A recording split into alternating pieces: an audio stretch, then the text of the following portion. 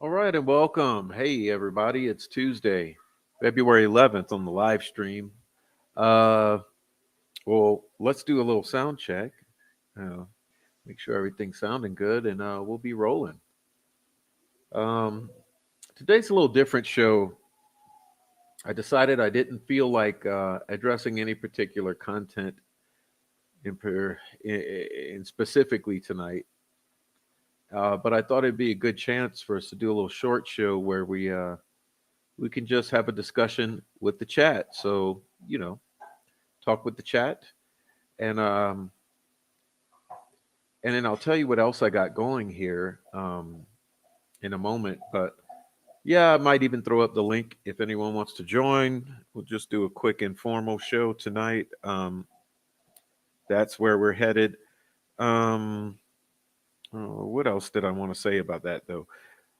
Well, I guess I'll go ahead and say that I got something on deck though, queued up, that I thought might be fun to do, which is that I have programmed the AI with a large amount of Delphi material. So if you have specific questions for the AI, uh, we can do a little feed the AI specific questions from the chat, and that I have trained. So we'll see what comes of that. But uh, I have several different, how would I put it, subdivisions of Delphi where I've trained specific material, and uh, and I think that's pretty interesting. For instance, I put all of Andrea Burkhart's coverage of the trial. Uh, Literally, I put every single transcript from Burkhart into one of the folders, so we can ask anything about Andrea's coverage of the trial, and all sorts of things. I put my entire channel. Okay, I put the entire prof channel, uh, nearly 200 or 300 transcripts, over into one of the files, so we can dig into the prof archives and all sorts of things. And there's more, but I don't have to go into detail. Oh, I put all the interviews. For instance, one of the trainings I did was all of the interviews of Richard Allen's attorneys, the various appearances they've done so far since the gag order has lifted. So that's what kind of stuff I have going. Anyway, let me say hello to everyone, and then we'll just keep moving forward. And like I said, if you're on the live stream, today is today. If you're on the replay, well, it's a replay. But in either case, please hit the like. Please check out our support pathways right here at Amy, showing you that we have the Cash App and Buy Me a Coffee, Super Chat, Super Thanks. And did I say hit the like yet? I don't know. Leave a comment down below. That's what I missed. Okay. Yeah. Leave the comments down below in addition to all the other stuff. So, boom. Now, let me go ahead and say hello to those who are here. Um, we got Say What, of course, Amy, Crystal Blue Persuasion, Tracy Fleetwood, Sweet Dude Shibby, Rebecca Ann 1965, Nicole Watt, L'Oreal, Oleg Cat, Dumplings Gammy, Maria, Alma, Christina is here, Oleg Cat's here, L'Oreal, Jay Lynn, Zach is here, Five Green Acres, Gretchen Allen, Mino Dino, Bonnie, Stephanie, Dennis, Icy Cat, Dawn, okay, Pert In It, Kate U, Laura Naran, Ben Aaron, Ricardo 2, Trial Junkie, Mimi's in the house, Cosmo, Deb, Who's Your Daddy 11, Fur Baby Daddy, Pam, all right, Birdie 81, Steve Z Stubbs, um, Plain Iron. What's up, Plain Iron? Thank you for the buy me a coffee. And hey, Stephanie, did you send me an email?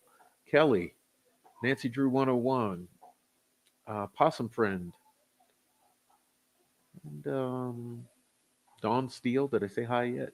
We got Lowered Customs.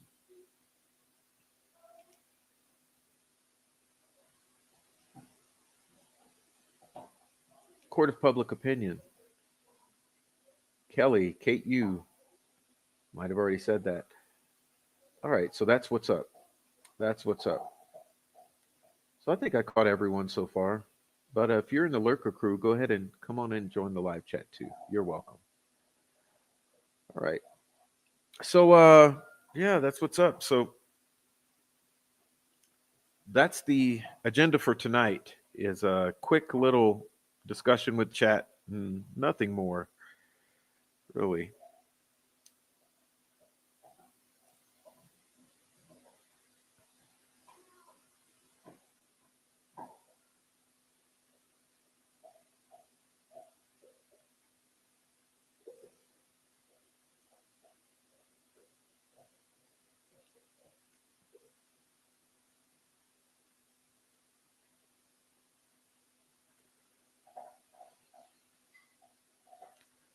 Let's see.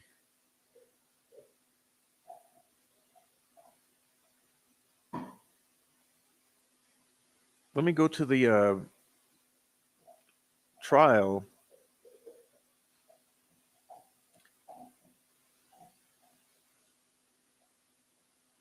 What's up, Dennis McKean, MJ Lewis? Oh, it must have been someone else, Stephanie. Another Stephanie. All right, so let's do this. This will be interesting.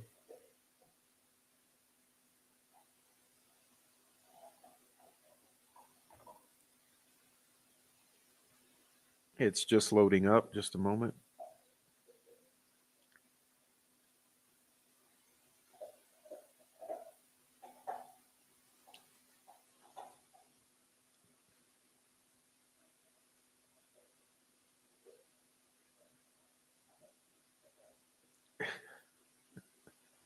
Don't mind me just dabbing on the haters.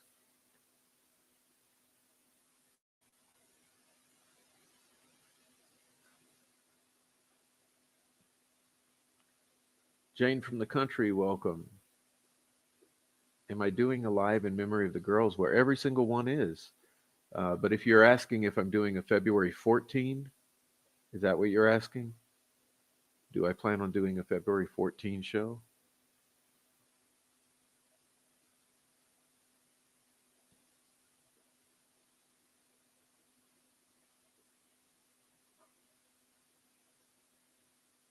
Let's see. I don't know. You guys ain't asking no questions, so you want me to give you the here's how it goes.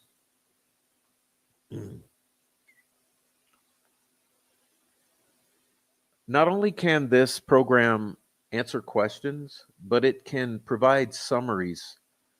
So, for instance, let's see. So, let's see. So, let me give you this. This is the summary from the entire coverage of Burkhart. Okay, so I put all. Let's count them. Okay, there appear to be 21 transcripts from Burkhart's coverage. For instance, day 1, 2, 3, 4, 6, 7, 8, 9, 10, 11, 12, 13, 14, 15, 16, 17, 18, 19, 20, 21, and Verdict Watch Roundtable. Now, I found it interesting with Andrea that day 5 is missing on her channel. So I don't know if she didn't attend day 5 or if something happened with the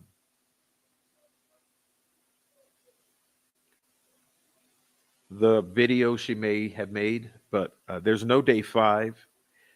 But for instance, when looking at the whole of that content, this is the summary. Um, Let me give you the summary it gives me, or this is one of the summaries it has produced, and we can tweak it. So, for instance, it says this summarizes key information, recurring themes, and notable points from a collection of transcribed audio sources pertaining to a legal case and related commentary. These videos cover witness testimony, legal arguments, evidence discussions, and broader reflections on the criminal justice system. A central figure appears to be named Richard Allen, and the case involves a firearm, DNA, and potential mental health issues. Okay, key concepts and themes. Number 1, firearms and ballistics. 2, mark analysis. The validity and reliability of firearm 2 mark analysis is a major point of contention in Andrea's videos. There is debate on whether marks are truly unique to each gun and whether fired rounds should be compared to cycled rounds. Quote, generally, you want to see apples to apples. You want to compare unfired to unfired. Close quotation. It is noted that Sig Sauer handguns are considered high quality, and the marks on the bullet could persist for at least 10,000 to 20,000 rounds. The geographic origin of firearms is considered. Guns from the same geographic area are more likely to share characteristics due to distribution, and that's in the tool marks. Gun ownership and usage. It is established that carrying handguns while fishing or mushroom hunting is permissible in Indiana, and that the defendant claims he only carried his firearms or firearm for those activities. The discussion includes the defendant's claim about his gun and whether it could have been used in the crime. Quote, I'm just telling you the bullet didn't come from my gun if it's at a murder scene, close quotation.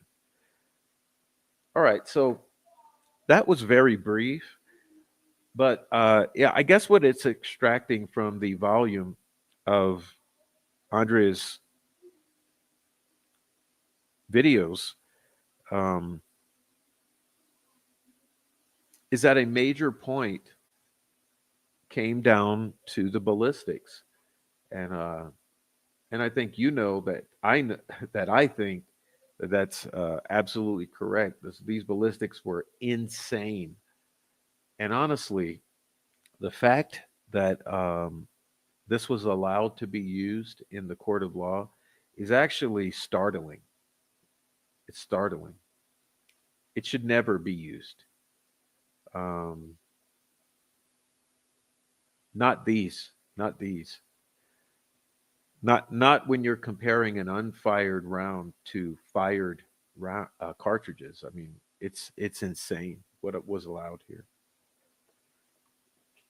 But another major point that this has extracted from Andre's channel is the interrogation and confessions. Particular points are the voluntariness of confessions. The circumstances surrounding the defendant's confessions are heavily scrutinized, raising questions about coercion and the defendant's mental state. The police are shown to have interviewed the defendant several times, with him stating, I'm done, but then continuing to talk. There's discussion about a missing part of the interrogation video. They quote Andrea saying, you coincidentally just happened to lose that part of the video that's really important. Yeah, and we know that's the part where the Miranda rights happen. Yeah. Right. The Miranda warning is given and oops, just happened to not be recording there.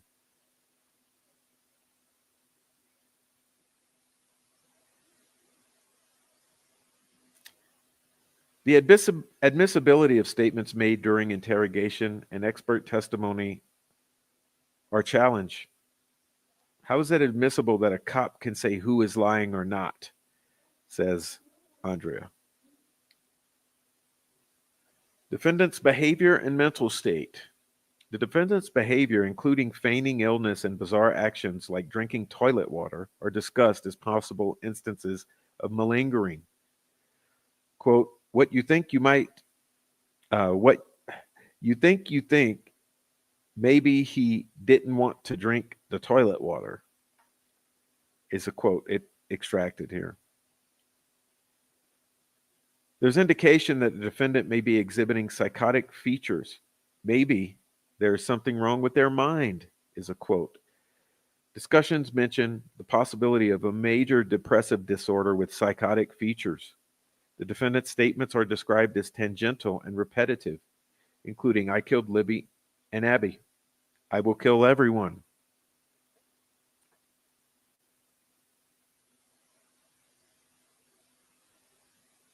DNA evidence and analysis. Swabbing. The defendant's compliance with DNA swabbing is noted by Andrea. Yet he expresses disbelief about the process. You just took my DNA. He's having a hard time believing what's happening.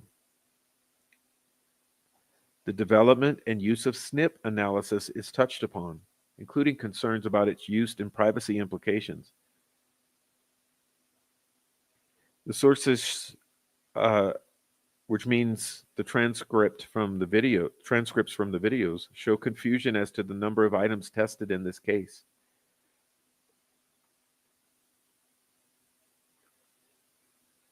Witness credibility and testimony, expert testimony, the qualifications and biases of expert witnesses are questioned by Andrea, especially in regards to the two mark analysis and psychological assessments. That's a good point. Oberg and Manakawala. Oof. Mm.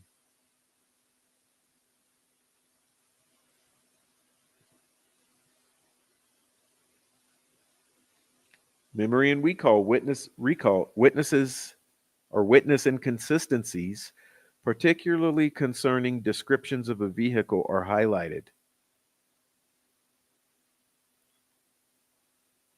Yeah, and that's something I've done a lot. We've done a lot here. I've focused on how you have so many vehicles that are described by witnesses, and how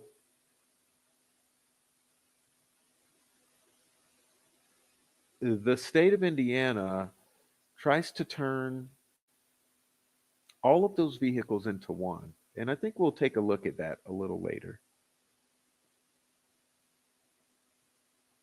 Law enforcement testimony. The defense is eliciting what firearms officers were carrying at the time, highlighting a recent switch to Glock 9mm. Okay. Another major feature is motions in limine, legal strategy and procedure, qualified immunity, directed verdict. Motions in limine and their effects on evidence admissibility are examined by Ms. Burkhart, particularly related to information regarding a previous civil lawsuit and related policy. Qualified immunity, the doctrine of qualified immunity for police officers is mentioned, which protects them from liability unless there's a prior case with the exact circumstances showing violations of rights. Directed verdict. Discussions about using a directed verdict to end the trial early is brought up for consideration, especially in regards to cases that can be technical or regulatory. Other noteworthy items. There's discussion of an apparent connection to Odinism and a specific date, February 13. The importance of treating court clerks and bailiffs respectfully due to their knowledge of the courtroom is highlighted. The commentary mentions the use of a cell phone tower, batch of data, and GPS data to track the location of phones.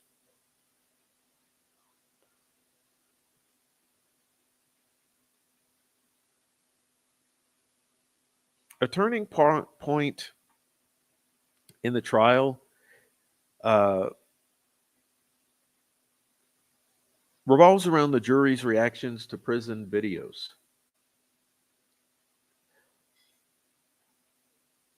Andrea highlights a dramatic shift in the jury's demeanor during the presentation of videos showcasing Richard Allen's conditions of confinement at the Westville Correctional Facility. These videos, intended by the defense to illustrate the extreme psychological stress Allen endured while incarcerated, seemingly had a profound impact on the jury, potentially influencing their perception of the case and the reliability of his confessions.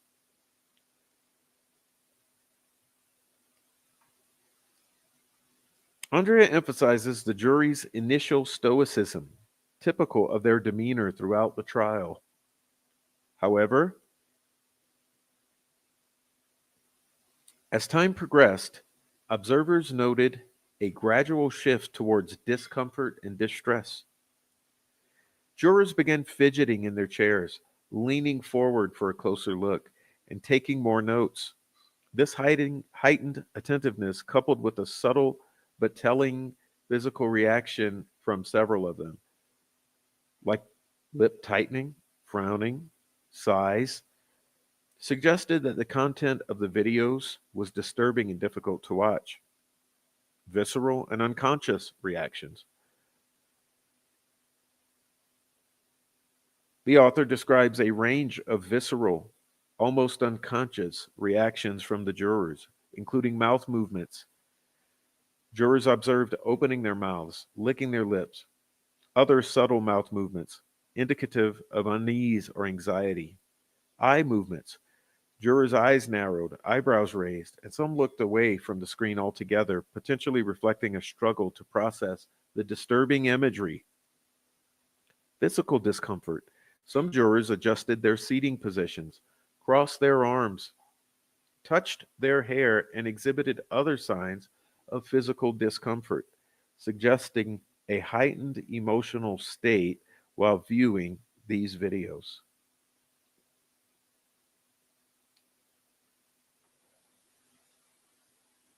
Communicating through reactions. There were instances where jurors appeared to communicate their reactions to each other through glances and subtle expressions. This suggests a shared experience of discomfort and a possible shift in perception regarding Allen and his treatment and mental state. The impact of specific videos. While the sources didn't detail the content of each video, they highlighted specific instances where the jury's reactions were particularly pronounced. One video, which depicted Allen being tased, elicited very strong reactions, with jurors gasping, covering their mouths, and looking away. Impact on the overall narrative. Andrea suggests that the prison videos served as a turning point in the trial, prompting the jury to question the validity of Allen's confessions and to view the prosecution's narrative with greater scrutiny. She states that the videos, quote, made a huge impact, close quotation, and likely influenced the jurors' perception of Allen's mental state and the circumstances surrounding his statements to law enforcement. While the sources provide compelling observations of the jury's reactions, it's important to remember that these are still interpretations of external cues. It's impossible to know definitively what thoughts and feelings those reactions represented or how they ultimately influenced the jury's deliberations and final verdict. So that was where I asked a question about the jury's reaction to the videos. Now here's one I asked about the jury's reaction to the crime scene photos.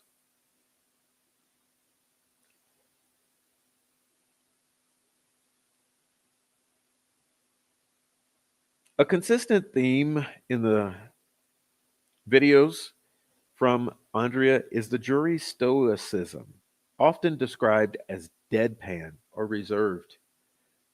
Well, Prof would call it German Baptist.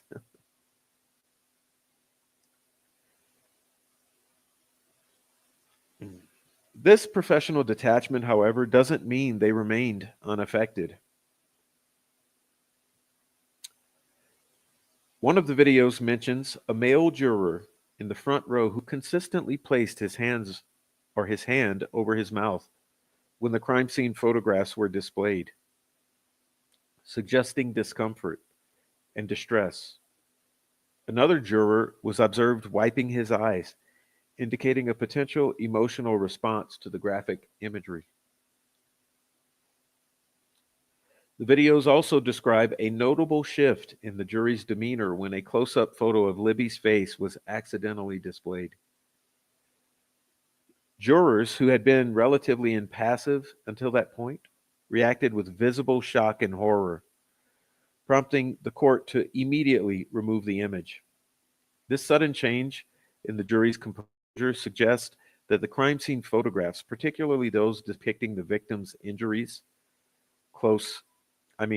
and especially the photograph of Libby close up, had a profound impact.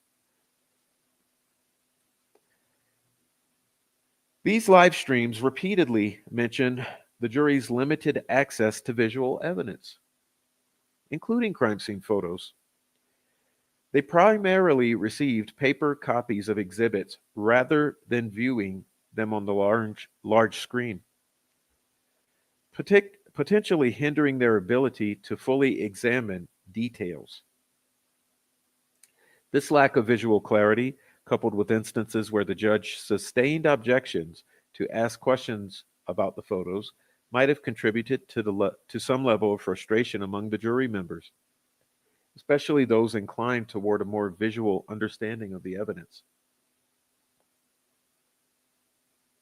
The jury's questions submitted through the judge indicate their interest in specific details related to the crime scene. For example, they asked about the presence of disturbed leaves and ground cover under Abby, potentially seeking insights into whether her body had been moved or repositioned. They also inquired about the method used to photograph the bullet before its removal, suggesting a focus on the proper documentation and handling of key evidence. While Andrea provides glimpses into the jury's observable reactions, it is crucial to avoid overinterpreting their behavior or drawing definitive conclusions about their internal thoughts or feelings. Stoicism could be a coping mechanism for dealing with disturbing content. And even moments of visible distress don't necessarily reveal their ultimate interpretation of the evidence or leanings toward guilt or innocence. Despite limited direct insights, Andrea's observations make it clear that the crime scene photos played a significant role in shaping the jury's understanding of the case. The graphic nature of the images, the jurors' visible reactions, and their focus on specific details related to the crime scene underscore the power of visual evidence in trials, even when access is restricted and interpretation is subjective.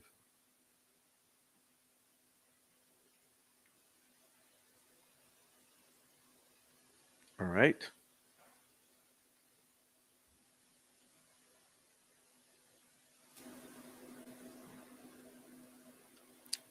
Now,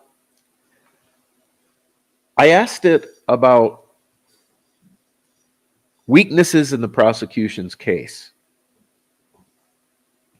based upon Andrea's relating of the days of trial. And here's what it says. And I think this is pretty interesting. So you guys take note, if you will. Circumstantial evidence. The entire case relies heavily on circumstantial evidence, it says. Lacking direct proof, such as eyewitness testimony or video footage, DNA, or any digital forensics. This reliance on inference and interpretation creates vulnerability for the prosecution, as the defense can offer alternative explanations for the very same circumstances. Reliability of confessions.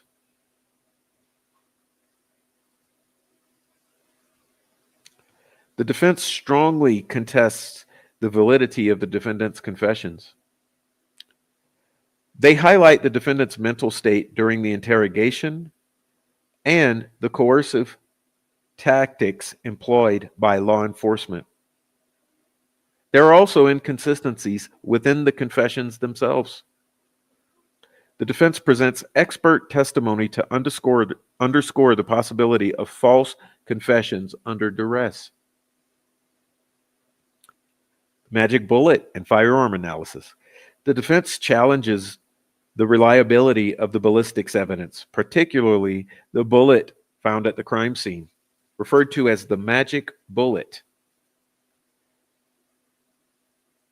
They question the chain of custody, the methods used for comparison, and the overall scientific validity of this firearms analysis. Okay. Remember, we're going over weaknesses in the prosecution's case. And another one it points out are eyewitness discrepancies, stating that the defense points to inconsistencies in eyewitness descriptions of, quote, bridge guy, arguing that they do not match the defendant's appearance. The defense uses eyewitness testimony like that of Betsy Blair, to contradict the prosecution's timeline and placement of the defendant and the defendant's vehicle near the crime scene. Okay. Other weaknesses: alternative suspects and theories. The defense emphasizes the lack of investigation into any other potential suspects and their attempts to introduce evidence pointing to alternative theories, which have been largely blocked by the court.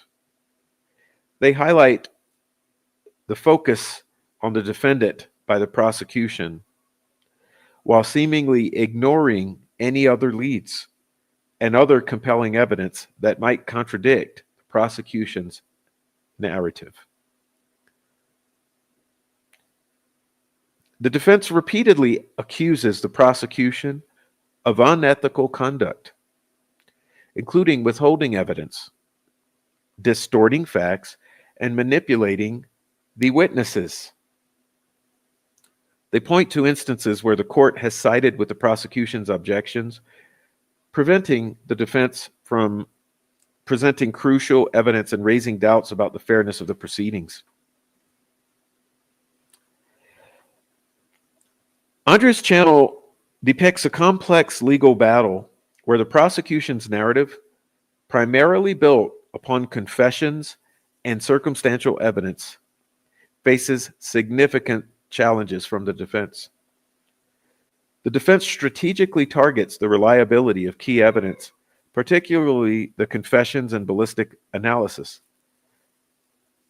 also highlighting inconsistencies, procedural irregularities, and unexplored alternative suspects and theories.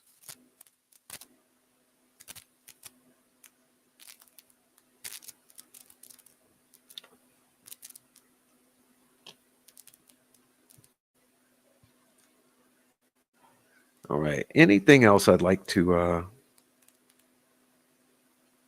there's a lot here. Trust me, guys. I probably got 45 pages of summary of Andrea's channel. So I'm just trying to look for specific questions that I asked it to summarize a response to. Let's see.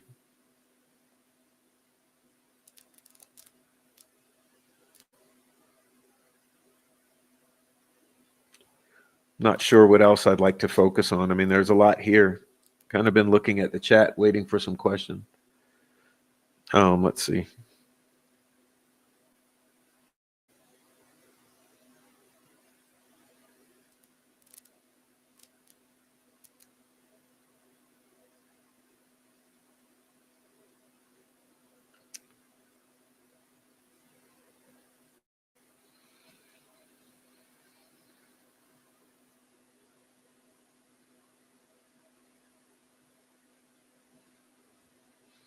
I guess I'll stop looking at it because I don't want to be distracted from the chat, but I do want to say that what I found interesting in just the way that it was responding is that I found it very interesting that the same things that we've been concerned with here are the key points that it pulls out from the hours and hours. You understand, like, what are each of those probably 6 to 7 hours, and there's 21 of those live streams. So,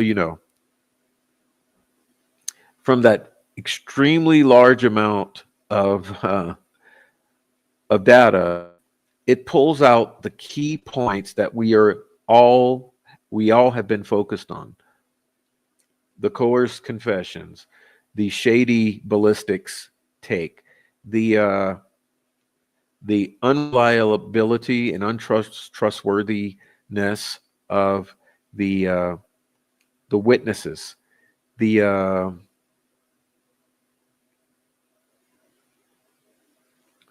I don't know, the shady behavior of the prosecution. Um,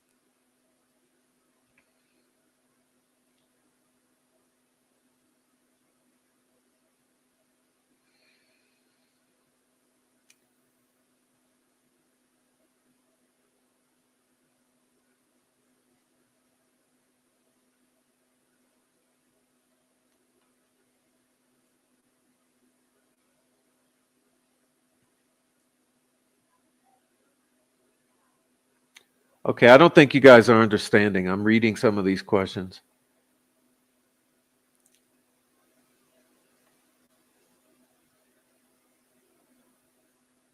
All right. So here's what I'm saying. Here's what I'm saying. Let me recalibrate. Okay, let's recalibrate what these questions are. There, how would I put this? There's a potential. Okay,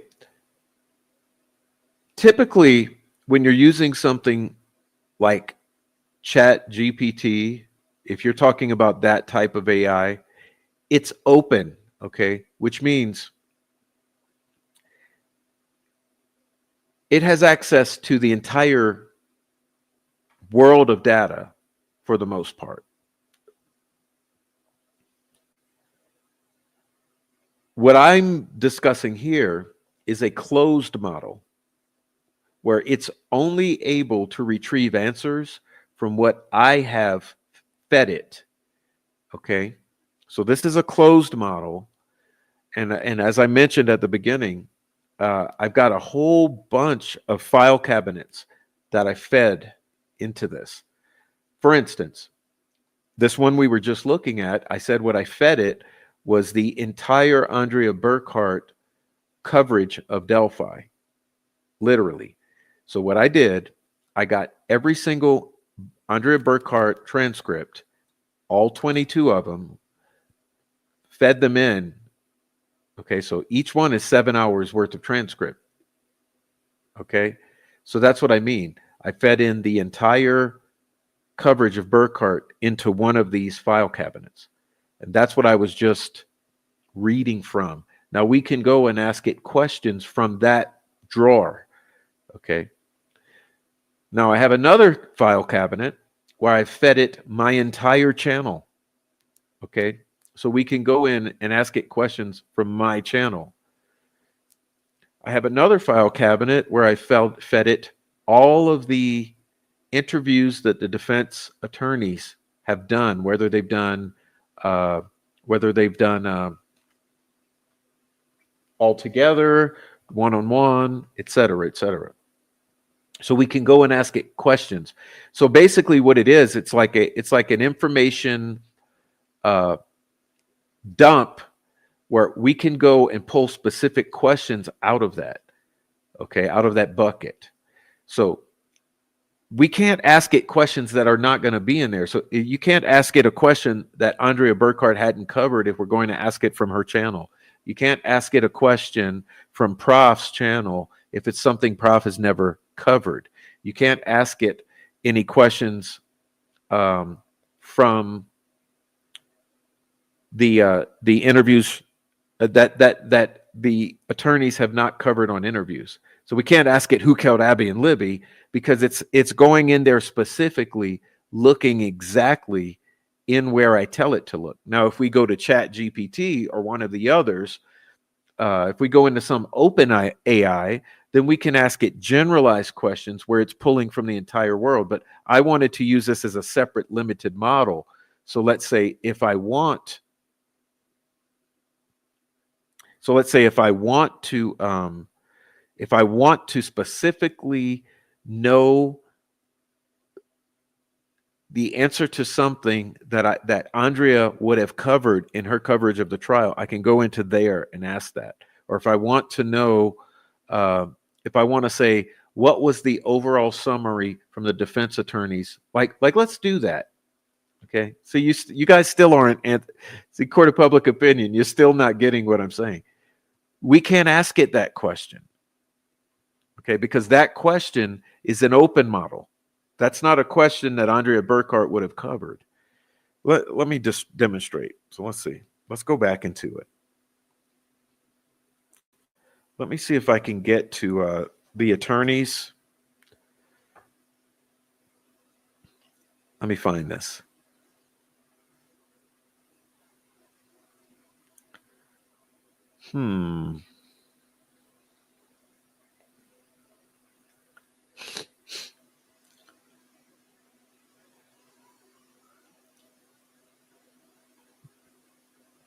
All right, let's see. Yeah, that's what I'm trying to explain to you exactly what this one is. because there's all sorts of AI. That's the thing. There's all sorts of that. So get straight with this is that I'm telling you. Okay, so let's see. I'm trying to get into my notebook where I have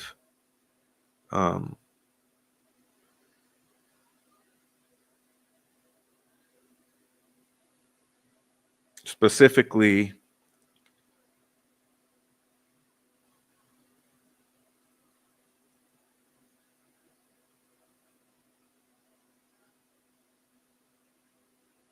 see if I can get into specifically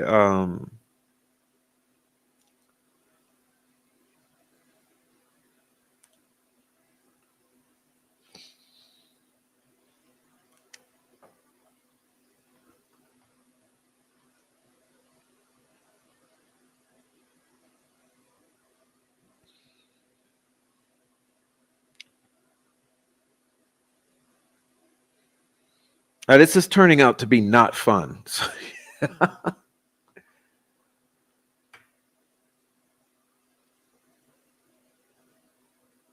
No, I don't need to ask it what is the motion filed by Andrea. We covered it yesterday. Let's see. I'm trying to pull this up. I'm a little okay. Let's see. See if I can locate. Excuse me. Oh, for instance, look, I got the entire Frank's memorandum. Do you want a let's do this. Okay, let's do this. Let's ask a question of the Frank's memorandum. So I have one of the files I have here is only the Frank's memorandum. I see what you mean, Miss K.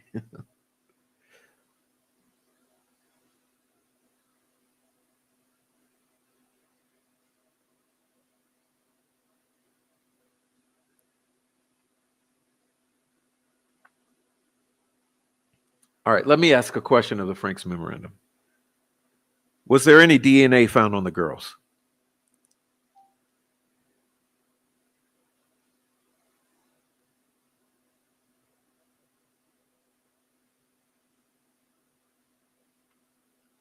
Here's what it says. Now, keep in mind, this is only from the Frank's memorandum.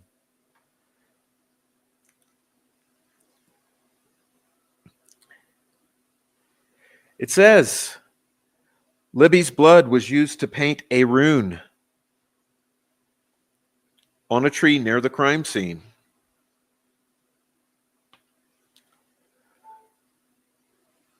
DNA testing confirmed that the blood was used. The blood used was Libby's. Libby's body had blood spots and drippings all over it from head to toe. Her hands were also covered in blood. Abby's body had very little blood on it, except around the neck area where she sustained a fatal wound. Her hands and feet were clean, no blood. The lack of blood on Abby's body and clothing is noted as being in stark contrast to the amount of blood found on Libby.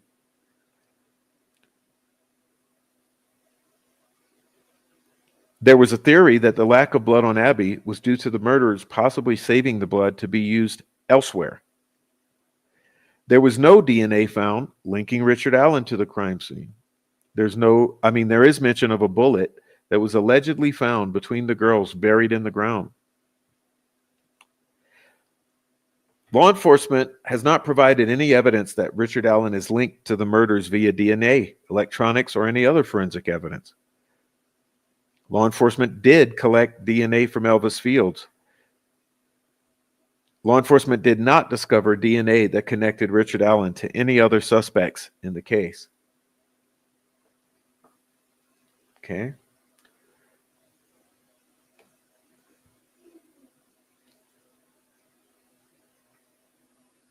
Anyway, that was not my intention to solely seek out that. What I'm really looking for is the defense attorney's interviews, which I programmed in.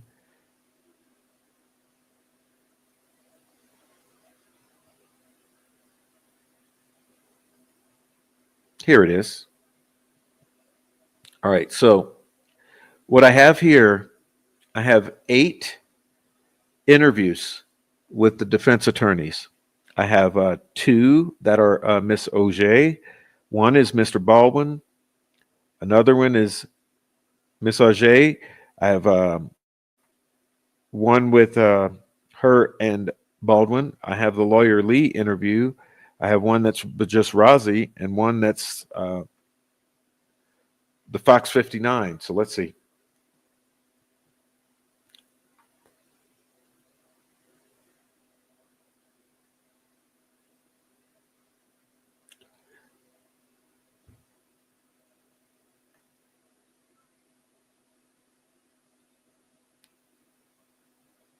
Yeah, let's see.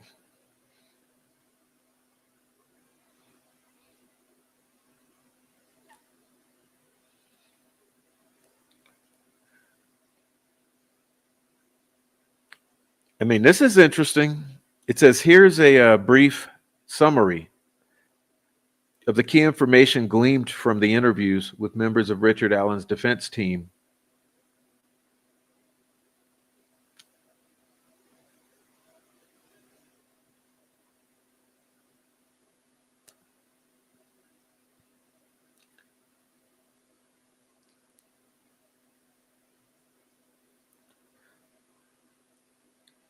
Challenging the prosecution's case, the defense team consistently highlights their struggles to present evidence that could have cast reasonable doubt on Richard Allen's guilt.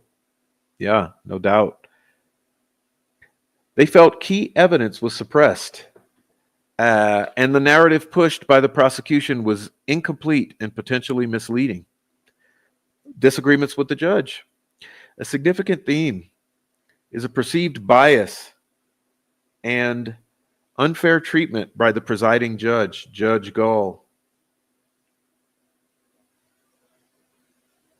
who they believe exhibited hostility towards the defense and made public statements undermining their credibility. Issues with law enforcement. The defense team expresses concerns about the behavior of certain members of law enforcement, including claims of misconduct, evidence tampering, and lack of accountability. They emphasize their deep ties with law enforcement and the desire to see police held accountable when they cross the line. The impact of pretrial confinement on Richard Allen. The conditions of Richard Allen's confinement, particularly his placement in solitary confinement with limited human interaction and a lack of access to true mental health, is presented as being a factor in some of the statements he made. This is presented by the defense as a possible factor in his mental state and the incriminating statements he made. The defense strongly advocates for the importance of independent review of evidence, including access to the physical phone and the testing of previously unexamined DNA.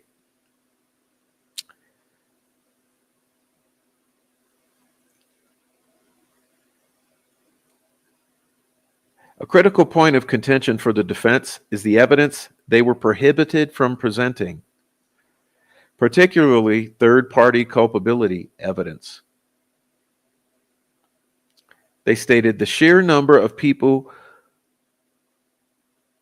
who were there okay, now this is an interesting quote.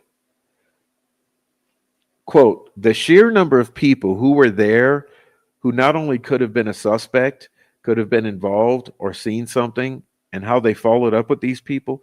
There were over 14,000 leads called in. Coincidentally, only one was for Rick Allen, and he called it in himself to let them know he was there. This includes GPS data of all other cell phones in the area, which the prosecution moved to exclude. The defense highlights the importance of a full extraction and analysis of Libby's phone, stating that their experts did not have access to it. They believe the evidence shows that someone else was interacting with the phone when Richard Allen was not present.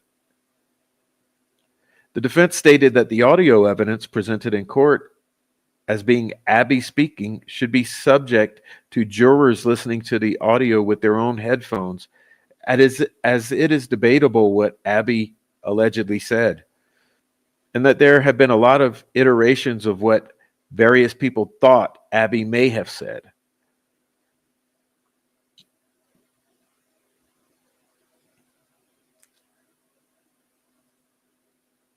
The defense, particularly Brad Rozzi, made an early effort to move Richard Allen out of Westville, noting the harsh conditions and isolation. And they stated that they had an offer from a local sheriff to take custody of Allen. I can get him out of there. I can get him into Cass County Jail. I can really literally see the wall of the jail from my office. So yeah, it's 25, 30 yards from me. This led Rozzi to speculate if there was a part of me that became conspiratorial. I was kind of like, yeah, this doesn't feel right. The defense team stated that they learned of a complex system of surveillance, including the monitoring of text messages, tablet activity, phone calls, and even videos of the lawyers and in consultation with Richard Allen.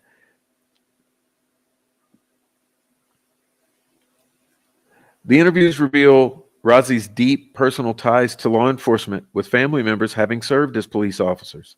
He says, I learned really quickly what good cops are like and what bad cops are like. This background is positioned as providing him a balanced perspective, as well as a commitment to accountability for law enforcement misconduct. He emphasizes his desire to hold bad cops accountable, and that he does not have the energy for personal grudges. Well, it sounds like Brad Rozzi had an opinion. You know what I think we should all do? We should all go back and review these interviews. That would be very interesting. We should all go do it, and maybe I should do some of it. I should pull some of it into the channel and let us all watch it together at some point. But just hearing that makes me want to go watch it, because it sounds like he was on this tear from the perspective of, hey, I have nothing against law enforcement. Some of my family was in law enforcement, but I like good cops. I don't like bad cops, and something doesn't feel right here. And I'm telling you, seems like there's some bad cops. It seems like he's on that angle. Anyway, I'll skip the rest of it because, well, let me go to the conclusion here. It says the defense team's interviews, and that means all of them. Remember, I put them all in here. So from every interview that they've done to date, it says these interviews reveal a deep sense of frustration with what they perceive as a flawed process and a conviction in which key evidence was suppressed. They show a deep personal commitment to ensuring justice while highlighting the ethical and emotional challenges involved in defending a client in a highly public trial. They are confident in the appeals process, and they are hopeful to have the opportunity to take on a new trial. They stated that they want to see all evidence presented in a fair trial, and noted, I still believe guys in the system call me a fool, I feel like all this wrong will be righted and that the right outcome is going to happen. So that's the sort of thing that I'm saying. That's just a brief summary. But it's a really good resource when you want to feed it only specific information for specific questions, or you want to know exactly what all these things said. Okay, what was said here.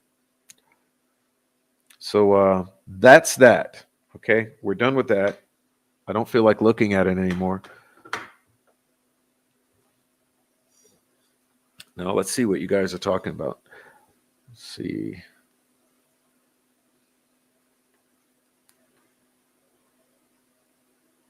I'm gonna check out this chat. Hold on a minute.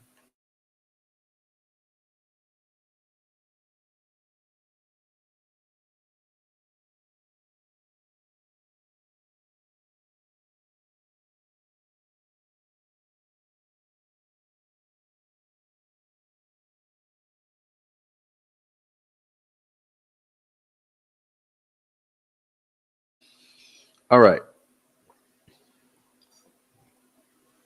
Now, this is supposed to be, I called this show Quick Check In with the Crew. We're supposed to be checking in, check in. It just occurred to me as we were starting the show. I thought, hey, I should offer them the opportunity to ask questions to those. But forget it. Thank you, Heather Brown, for the super chat. Look, I saw Heather sent one. Thanks for sending a super chat, Heather Brown. All right. All right, where are we?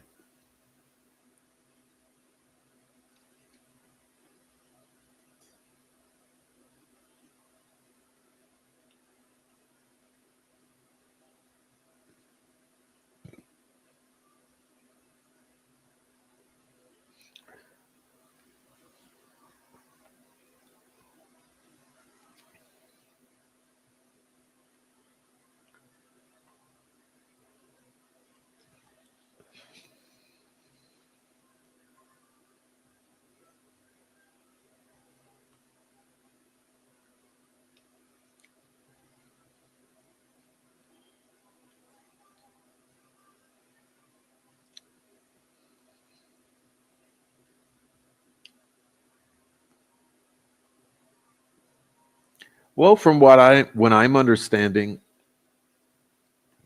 here's the insane thing about this all. There were a lot of hairs. Okay, it's not just one hair, it's not just 15 hairs, it's not just 70 hairs. There's a lot of hair. Okay, from what I understand. Now, there are things I can say, things I can't say, things I can only assume, but I've got to wonder. I've got to wonder, shit, with all that hair, human hair,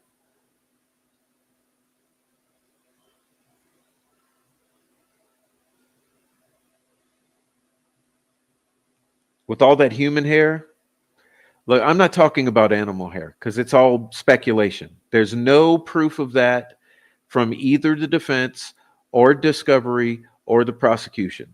All of that's rumor. But here's what I tell you is in discovery. There's human hair, a lot of it.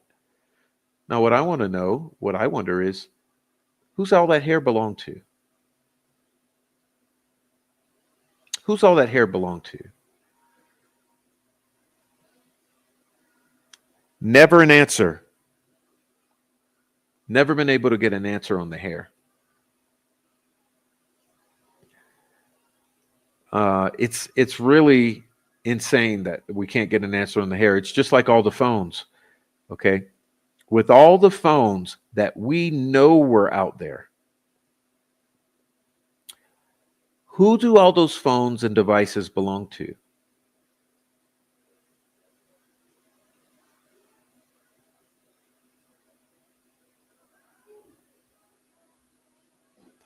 What you heard was a rumor that there's animal hair. The animal hair is nowhere mentioned in an official capacity. So let's just, you know where that was coming from? Troll Farm. That was coming from Troll Farm. The same motherfucker who talked nothing but shit for 2 years, gaslighting all of you about the entire case. He said there's a motorcycle cover that's going to prove this, and there's this, and this, and there's all fucking rumors, and you know who I'm talking about. He was the one that said there's Alan's cat here, and they dug up Alan's dead cat, and blah, blah, blah, blah, blah. Same fucking motherfucker. Okay. So I don't want to get into all that troll farm, but no, there's the hair I'm talking about. There's human hair. Now, who's all that hair belong to? Here are the questions. How about we do this? Because you guys are not cooperating with asking questions. Let's talk about this. Here's what's concerning me. Here are the questions I have. All the human hair All the human hair, all that hair, who does it belong to? Here's the other problem I have. All that DNA on those bodies, who's that DNA belong to? Why was none of it tested all these years?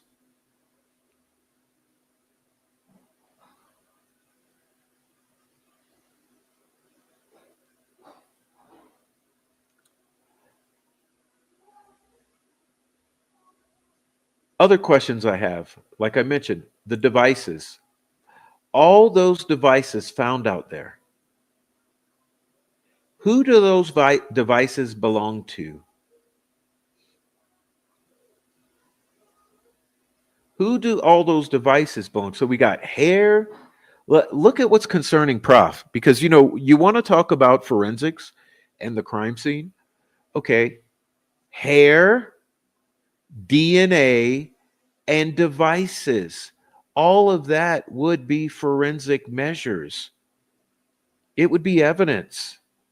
Things you could take steps to lock down some forensic evidence.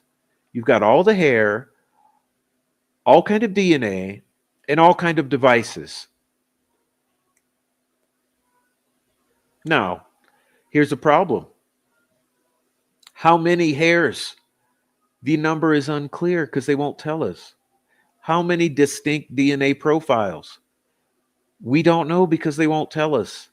How many separate devices were found? We don't know because they won't tell us. But that's where I have questions. Those are the questions that linger in my mind. Who does all that belong to? Okay, now listen, there are complications with it because we know that place was frequented by people all the time. You all know that. And if you don't, you need to learn, become informed about the Delphi murders. Okay, that place was a hangout to fuck, to get high, and to get drink beer. Do you understand what that place was?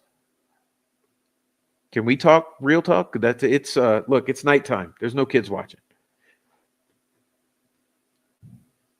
That's what that place was. So just because there's hairs there, don't mean that they're involved in the murder. So that's part of the complication. Just because there's phones or devices there, don't mean that those devices were a part of the murders. Okay.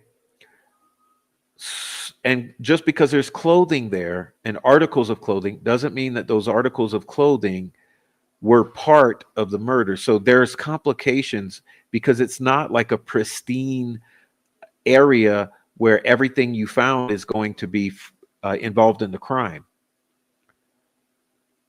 But you would think that with this sort of dirty crime scene, you would have to eliminate, you would have to test and then exclude. So it makes you wonder, with that type of picture you're looking at, say with the phones and devices, all of those devices should have been looked at very closely and excluded with justification and with forensics, and that should have been turned over to the defense very concretely. Same with the DNA. Any of the DNA evidence should have been absolutely profiled, identified, hemmed up tight, and then if that excluded people, then handed over to the defense and proving why it excludes. And what did I leave out? The hairs. Same with hairs. All the hairs found, if those people are excluded, then you should have tested it, got a thorough profile on it, and then exclude based on that. But you know what it seems like with this? None of that was done. None of that was done. Remember, Kelsey's little hair wrapped around Abby's finger. was not tested until trial. Now, how do you fucking explain that? How do you explain that? Someone explain that. Like, can anyone out there reasonably explain that and justify it?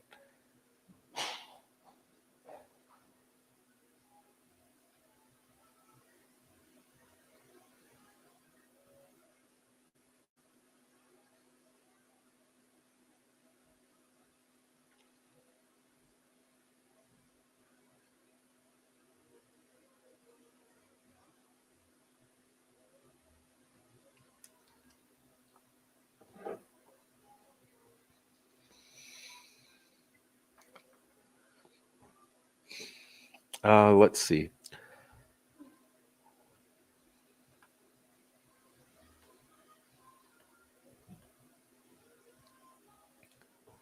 Well, but that's what I'm getting, Kaleido. That's ignorant in and of itself. That's completely ignorant. If you're not looking for a female, why the hell not? Like that shows the ignorance. That was the amazing thing that McClellan tried to release this receipt for discovery to try to convey to the public that there was some sort of thorough investigation done. I mean, come on.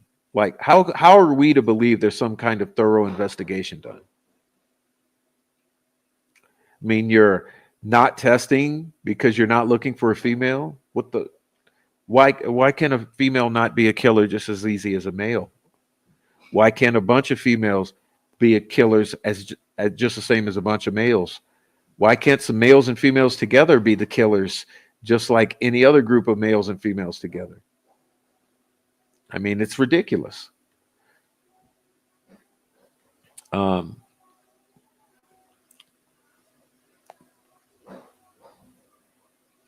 but we don't know. Okay, we don't really know who was calling the shots back there. Say, don't look at this, don't look at that, don't do this, don't do that. But something really smells. Something really smells. And you know what? Over time, I've turned more and more towards looking at Doug Carter, looking in his direction, and saying, like, really, man, really? I mean, it's almost like every year that passes, I turn more and more towards looking right at Doug Carter. And so, like,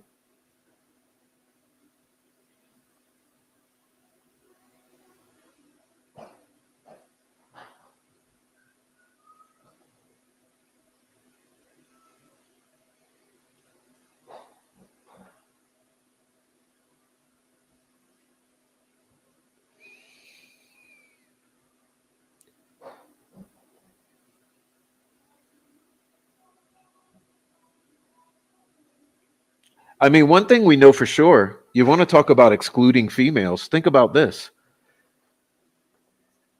Just about everybody out there that day were female. Were they not? Should we go down the list?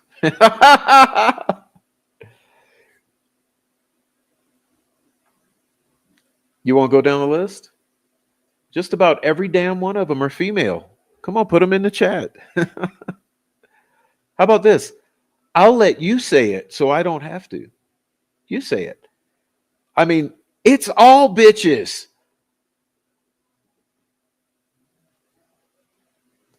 The only one I mean, basically, what you got Daniel Pearson. Now, shit, you may have had a Snowberger, you may have had a Garrett Kurtz, you may have had see, we don't know the unknowns. Okay. I'm not talking about the unknowns. So, yeah, there's probably some guys that were out there who they've hidden all these years. But I'm saying from the ones that we know that were out there, verified to be out there, the way that I would say is before, during, and after. Okay, so before, during, and after, when these girls go missing, let's name everyone who was out there. And it's 90% women. Do I need to start? All right, I'll start. Betsy Blair.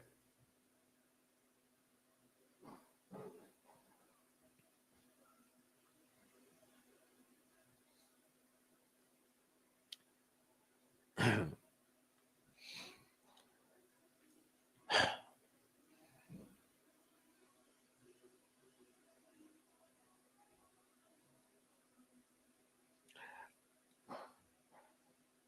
mean, you had a lot of women out there. Let's see, Rayleigh, Isabel, uh, Betsy, Bree, Shelby, other Shelby. Yeah, right. Carmelina. You had the three little girl classmates. Don't forget about them. That's Emily, Madison, and who's the other one?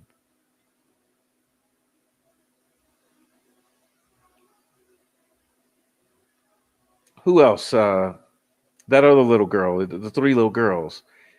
Yeah, you had Tara. You had the. Come on, y'all. All women except Daniel Pearson and McCain.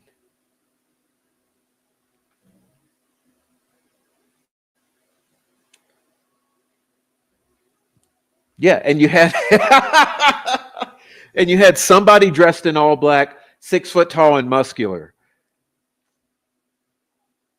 You know, you had one guy out there who's a fucking beautiful, gorgeous, feminine-eyed, 6 foot tall, muscular, dressed in all black, handsome, young-looking, beautiful man.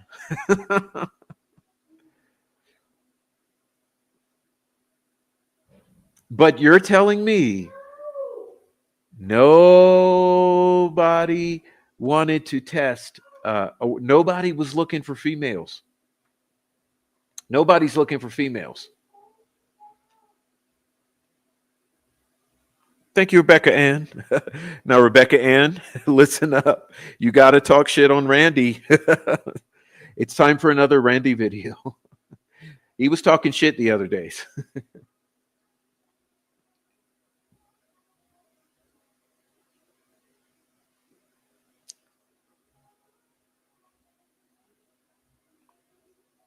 No, but what I'm saying is okay. I guess what I'm getting at is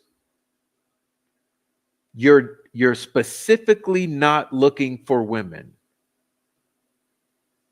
You're not testing DNA. You're not testing hairs. You're not looking for a women perpetrator. You have this set in your mind that it's a lone wolf. You see, there's so many assumptions that just do not make sense. First of all, what makes it a lone wolf?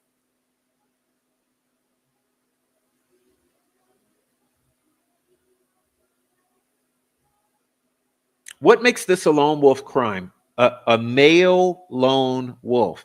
Someone give me the proof. Like right now, give me the proof that this is a lone wolf male killer.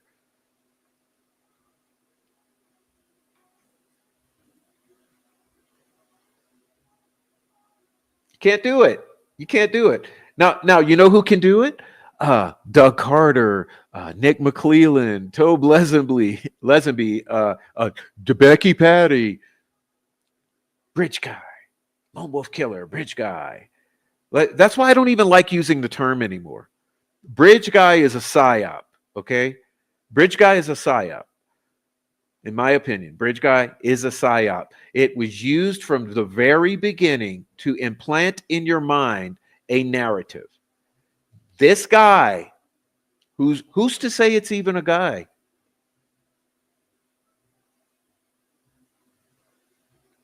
But what they showed you from day one, they said it's this guy named Bridge Guy, and he's the killer.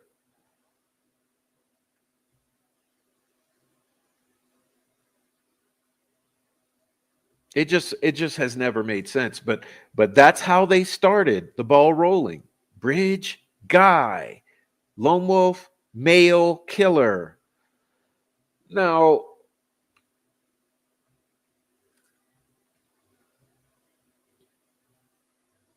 here's what I do believe.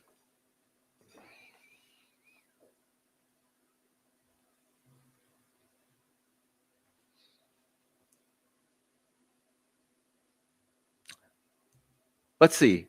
We can triangulate it. Okay. Becky Patty said, Jerry Holman said, and Keegan Klein said. What did they all say? They all said the same thing. And what did they all three say? Anthony Schatz was supposed to meet the girls out there that day. Now, they all didn't say it exactly that way. They all said it they said it different ways. Like they said it like I was supposed to meet the girls out there that day, or they said the girls were supposed to meet someone out there that day, or they said I believe they were going to meet Anthony Schatz that day. But basically, the concept is, yeah, they were going to meet someone out there.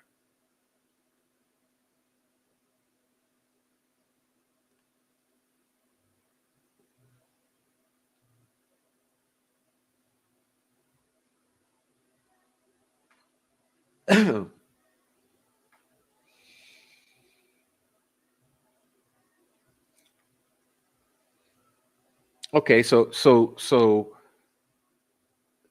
two dead girls, what we know, what we can reverse engineer, two dead girls were going to intersect with a figment of their imagination that day in space and time.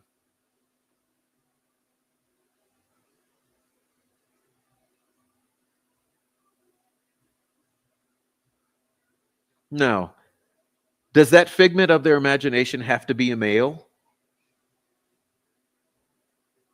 I mean, fuck, it's a catfish. Who's to say it's a male behind the fucking fake catfish account? Only an idiot would assume that it's a male that's behind a fake account. You can't assume the sex or the gender or whatever you want to fucking call it these days. You can't assume if it's someone with a penis or vagina behind the fake account. All you can assume is it's somebody fucking with those girls behind that fake account, causing them to go out there that day, the very day in which they end up being found dead. Eventually. So you look back and you say, well, you got two dead girls, and all we know is that before they wound up missing, according to the family, they get lured to the place where the family says they're last seen.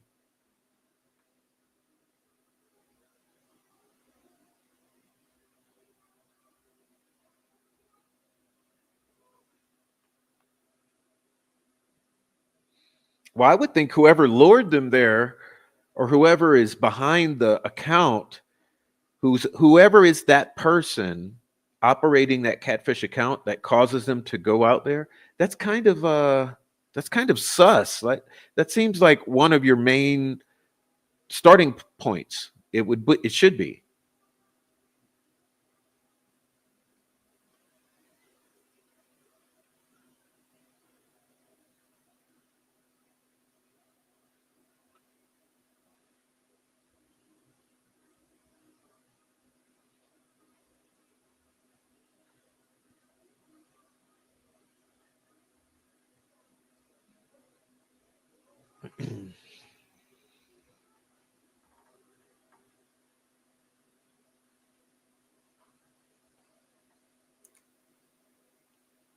I would look at the person to last be with them, the last person that it can be verified they are with.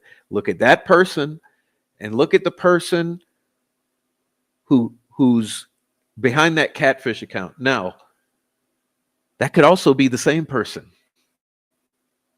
Could it not?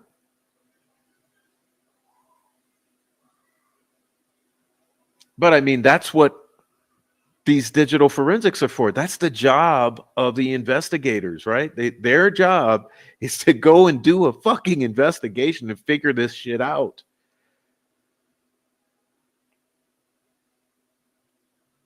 And imagine,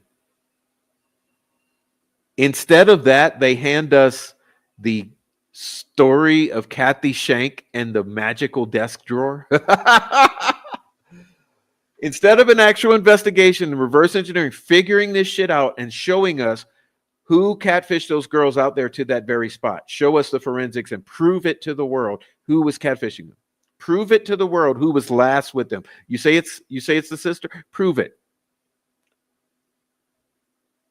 Instead of proving it to the world piece by piece like that,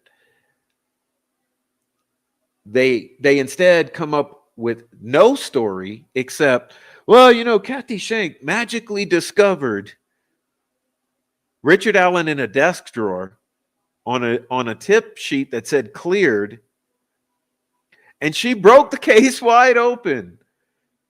Voila, like a rabbit out of a hat.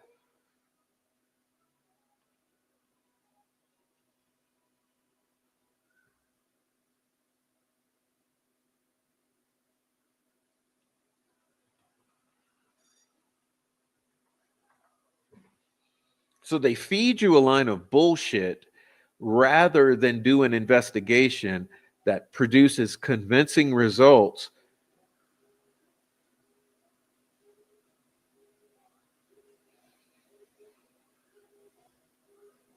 And you see, now we're at an extra difficult position, because now there's been a trial and a jury has found Richard Allen guilty. Only due to the judge ensuring that they were kept deaf, dumb, and blind.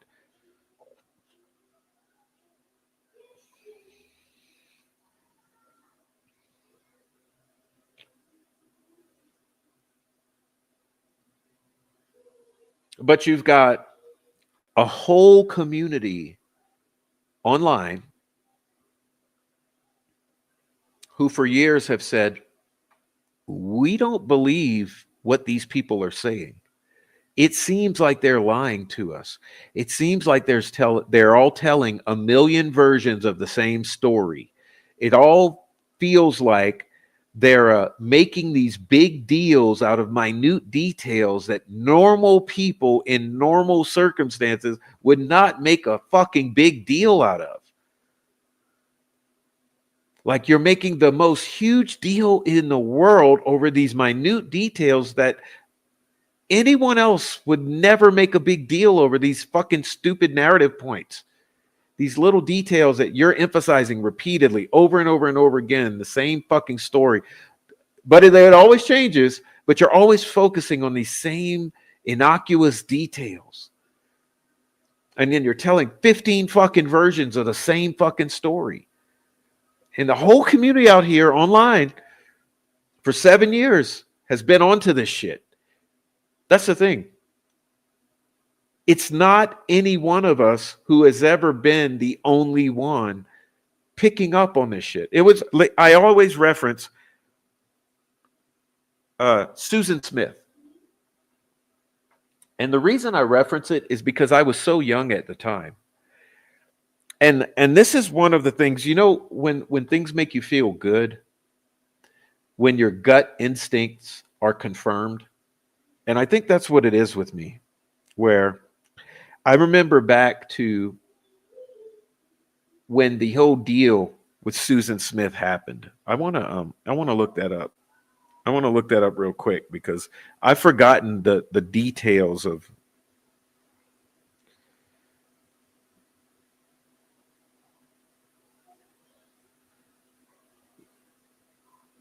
All right. Susan Smith, the mother who fucking killed her kids. In 1994, that's when it was. October 25th, 1994. Okay, so here's what I'm getting at. I guess the point that I'm getting at is that I remember back to October 1994. And I remember seeing her on the news coverage and saying,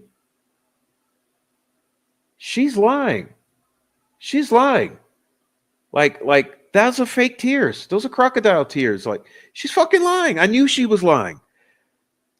I knew in my gut that she was lying about the murders or the deaths of her two little kids, her two little boys. Like there was no question in me. And I was a kid.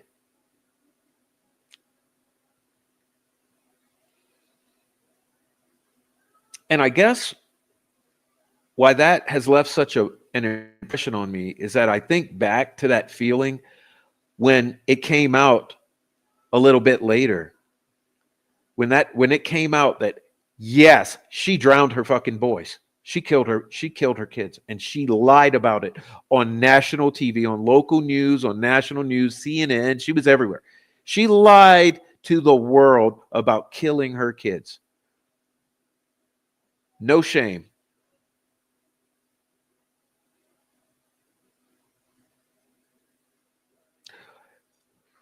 And that has always stuck with me. It's like, man, I knew it before the world knew that yes, she indeed killed her kids. I knew it just from seeing her fucking duping delight, her smiling, crying face.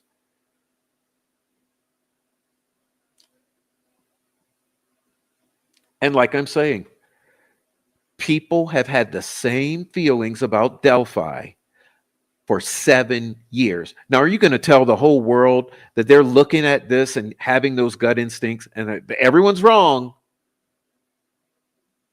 But Nick McClelland's right.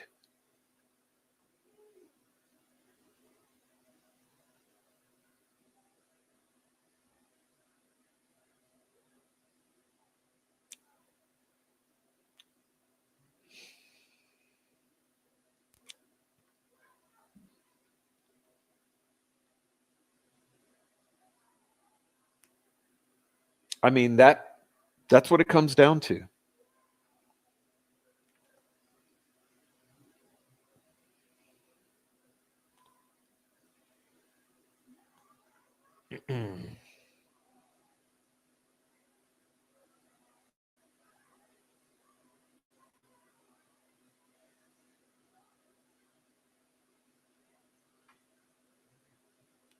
Yeah, I was a teenager, but same difference. I was a kid. That's a kid. Teenager's a kid.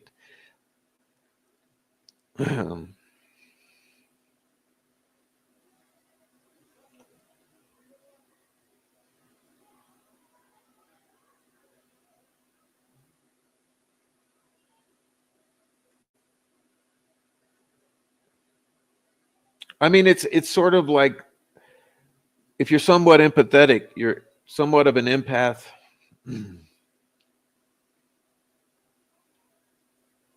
It's part of the curse that usually you could see right through people pretty much.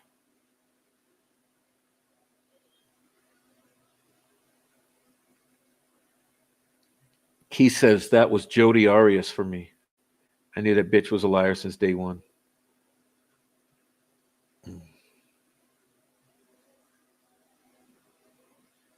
I mean, I hate to say it. I have the same feeling about Baby Dior's parents. And I've made shows on that before, way back when. I mean, a year or two ago. I haven't covered that in so long, but honestly, I get the exact same feeling with Baby Dior's parents. They're lying. They're lying. They know they're lying.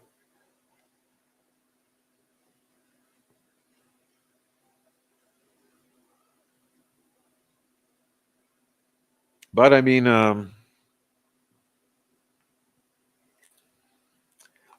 how do you prove it? How do you prove it? How do you prove it?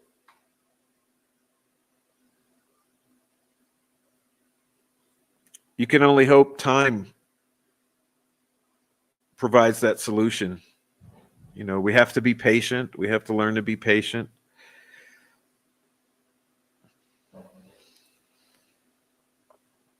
And that's something you'll learn about me. Um,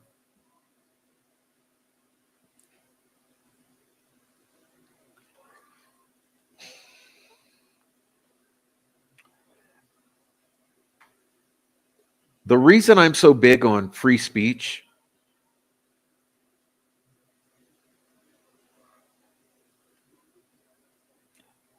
it's like you have to be allowed to say what you think. Now, is there a difference between threatening someone's life? Okay. Like terrorism and free speech are two different things. Okay. So you should not be able to, what's the word? I guess, assault, verbally assault is different from free speech. But in general, I'm very, very, very, very, very, very big on free speech. And a lot of you lefties out there, that far, far lefties, like we've seen that in the past 10 years, such a push to limit speech. And that's where I push back, because I feel like, no, I'm not going to limit my speech. Like, I'm not going to say what you want me to say. I'm not going to call people things you want me to call them. I'm not going to not say things because you don't want me to say them. I'm going to say the things that I want to say. We should all be able to say, anyone should be able to say what they want to say. But no one should be allowed to threaten the life of another. You know, there's differences. So yeah, assault or terrorism or terroristic speech, that's different than free speech. But for the most part, I give a lot of latitude in the direction of free speech for this very reason.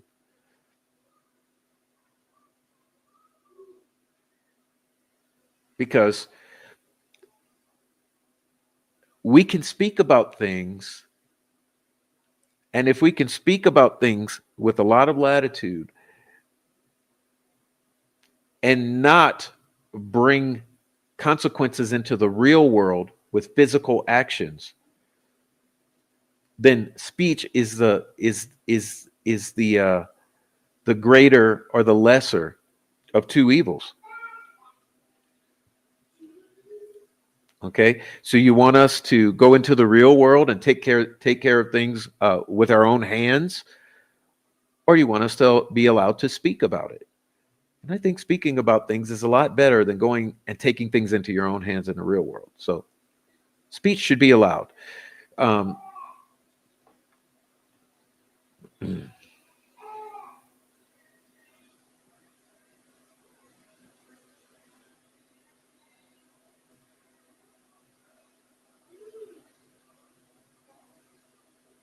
But you get timed out again if I want to. Here's the thing, 5 Green Acres, you don't get. This is my platform. Okay. If I don't want you to say something here, I'll delete it. If you say something that strikes me the wrong way, I'll delete it. And if someone else times you out, I'm not necessarily responsible for someone else, but if there's something I don't like, I'll delete it, because this is my little corner. This is my little live chat down below. It is fucking free speech. Like this. Let me take care of that. Like, if you're coming here to argue, fuck off. Okay? Fuck off if you're coming to argue. Free speech is that you're not going to jail for saying what you just said in my chat. You're free to say it. I'm also free to delete it. That's free speech.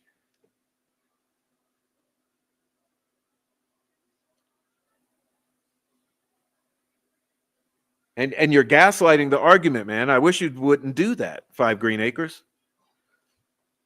I mean, fuck off if that's how you're going to be. If you listen, you're trying to conflate the difference between legal and a fucking live chat. Free speech is that you ain't going to jail for saying it. That's free speech.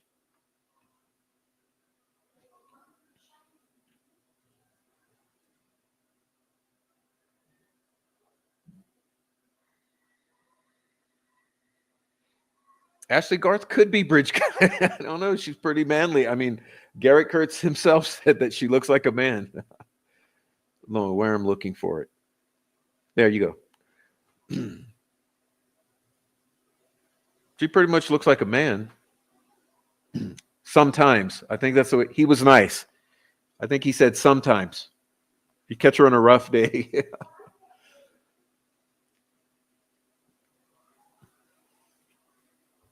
I mean, look, you try running a YouTube channel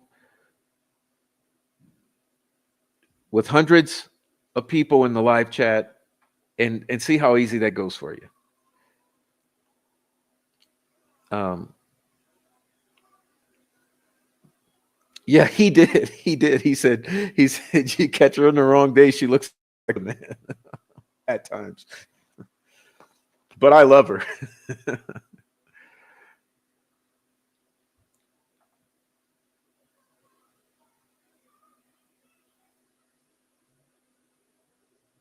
I mean, guess what I'm getting at is that, um, yeah, apparently it worked out for him. Now, does he like sleeping with men? Is what was his excuse?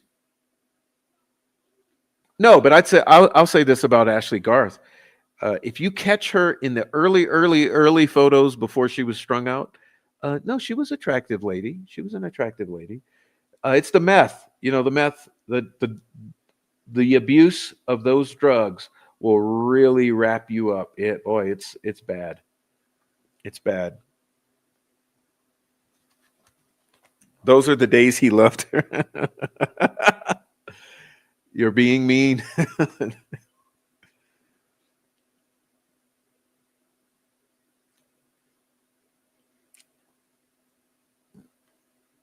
Yeah.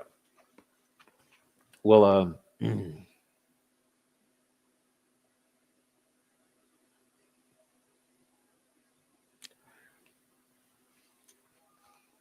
right. I'll tell you what I hate about this shirt right here. There's a little tag that's just in the wrong place, and it itches at the collar. All right.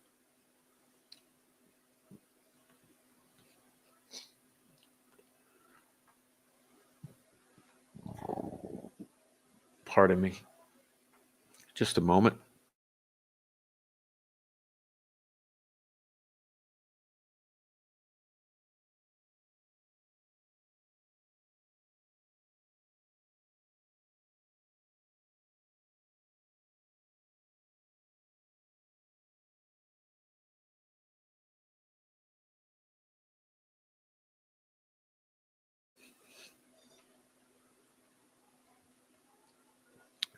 I mean, why do they put tags in the most inconvenient places on some articles of clothing? It's ridiculous.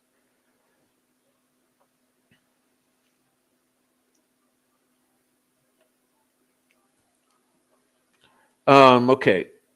So what am I going to get at? Let's see next.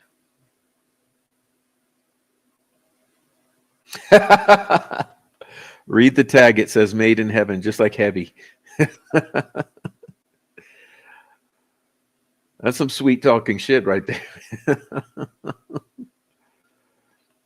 All right.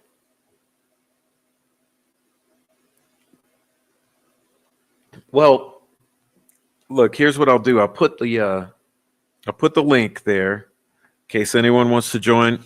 We'll get out of here pretty soon because I'm pretty much done. I just want to do a quick check in. I have some things to do.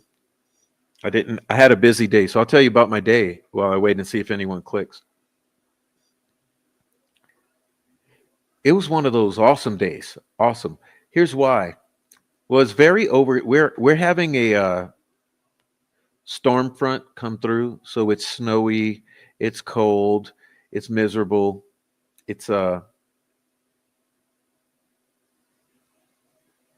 it's just it's a I call it the Arctic plunge. We're having a plunge, and so all day it was very overcast, windy. It's like 27 miles an hour winds with very cold air, some 48% moisture or whatever, some snow flakes, and it's going to snow tonight. You know the whole deal. Miserable, but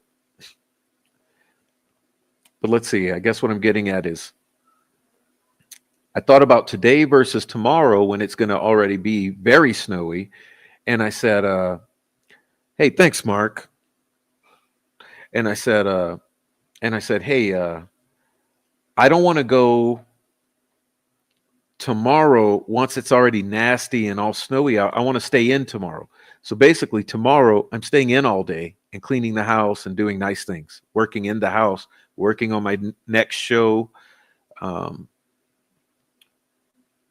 what I'm getting at is that left me today. So I said, well, damn. Okay, so I'll go today. So today was my day for the dreaded once a month Walmart trip or so. So I go once every month or two because I never like going to Walmart really. I tend to frequent our little grocery store. So I like the grocery stores. I hit those every week or twice a week.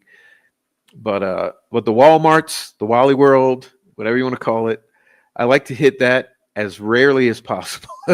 So like once every month or two or three. And honestly, the last time I went there was before Christmas. Before Christmas, because I remember that it was Christmas shopping. So when I went to get my normal stock up, and I also got all my Christmas items last minute. So today was the day. And so I said, oh, damn, I have to go and get some things. So I did my Walmart. And hey, I hear what you're saying, Kaleida Hope. I do order from time to time. I do order to pick up at Walmart just for convenience. But then you'll understand now. So listen to my story now, because with this you'll understand why sometimes it's good to not do the pickup. So today I had that choice. I was like, well, do I order pickup and hurry up and go get the pickup and then do a late show, or do I just go run over there? And I said, well, damn, I don't want to have to go and go to do the order, pick it up, and plus there might be some sales. So I jumped in there earlier today. I ran over there, and oh my God, I couldn't believe the clearance markdowns all throughout the store. So for instance, I went over to the oral care aisle, right? All kind of toothbrushes on sale and blah, blah. And the exact ones I wanted, marked down 60% off. Okay. Then I went over to your shampoo aisle. Okay. Your shampoo aisle. Well, no. The dental floss, and the exact dental floss I use, boom, markdown, you know, from like $9 to $3 or something. Okay. Boom. Then I went to the shampoo aisle, and I looked around, and boom, markdowns, same deals. Almost everything was 60, 70% off all over the place, from the toothpaste, toothbrushes, floss, shampoo, soaps. And then my little guy, uh, I, I passed by the little guy's aisle, for his little clothing, and the winter jackets were like 90% markdown. Can you believe that? 90% markdown. So I got little guy a brand new jacket. So I got a little large size, I got it a size larger. So I went in there thinking I was going to get X, Y, Z, specific things, but I knew the backlog of things that I would like. Well, anyway, I ended up spending maybe $50 more than I wanted, because I ended up stocking up on all the markdowns. So let's say the shampoo, instead of getting the one bottle of shampoo, I got four, and instead of getting the one pack of floss, I got two. Instead of getting the one toothbrush, I got five. And like I said, I got my little boy an extra jacket. So the whole deal, and I know I'm missing things that I'm not even saying, but I guess what I'm getting at is I popped in the Wally World to grab a few items in a rush, and I end up hitting the jackpot with all the markdowns. So boom, boom, boom, boom, boom. I filled the basket up, and I came out of there, and I was like, man, I spent more than I budgeted to go. But the good thing is that I stocked up for like the next, several trips. I won't have to get those items, because I'm like 4 ahead on on the shampoo and the toothbrushes and all that.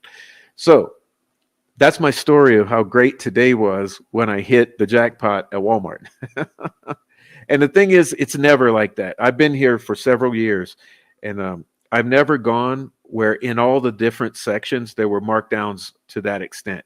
Usually, there's the little clearance aisle where they'll have some little, hit or miss items here and there that are clearance. Or in the grocery aisle, you might have a markdown on this or markdown on that. No, but this today was markdown day. So I thought, well, what is it? It's really too early to be changing the seasons. But for whatever reason it was, today there were things marked down in all throughout the store. That was pretty interesting. So yeah, so that was my story about today. It was a good day. It was a good day. So yeah, I doubled up on all my essential toiletries and all that stuff. So that was very nice. Um, where is this place you call Walmart? Exactly. Well, and thanks to Mark. Look, thanks to Mark and who else? Rebecca Ann, Heather Brown, and Deb. Thank you, Deb. Deb sent a super chat. Thanks to all of you. Now I'm ahead on my next shopping trip because I already started the day ahead. I mean, well, I started the show ahead because I did such a good job on all my little essentials. So it was really good. And my little buddy, the good thing about him, now he's got a new jacket. He's got a new jacket and he's so happy with it. I think he's wearing it now. He's wearing it now. So that's my day. All right. Now let me get back to the chat. Sorry to miss you. I know I missed you guys, right? Missed a lot. Let's see what I missed. Yeah, Amy, I think he's sitting on the couch with it now because it's new. All right. So, but you know what got me? Why the ladies still have to check the receipt on the way out the door? It's like, come on, lady. Like, you think I'm stealing shit in here? Like, fuck the receipt checking. I mean, don't you guys have a stop loss program or whatever? Like, checking my receipt at the door. Look, come on, man. All right. That didn't happen during my. Oh, so sorry. Well, I'm not trying to rub it in. I'm trying to share the joy with you. I know you didn't, Bree. Bree, come on. Do I look that old? Do I look that old? Is little buddy a grandkid? Get the fuck out of here. All right.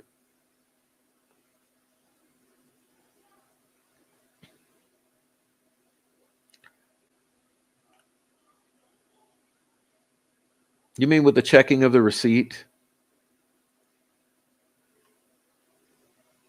What do you call that? Is that what you call it? Can't miss deals every February? Oh, did I luck into the once a year can't miss deal? Is that what happened, Kaleido? I don't know what it is. I felt like I felt like a a blind man just stumbling into it. So I go to Michigan and stock up. Oh, on the smokes. You smoke the weeds? Okay, let me see. What am I missing here?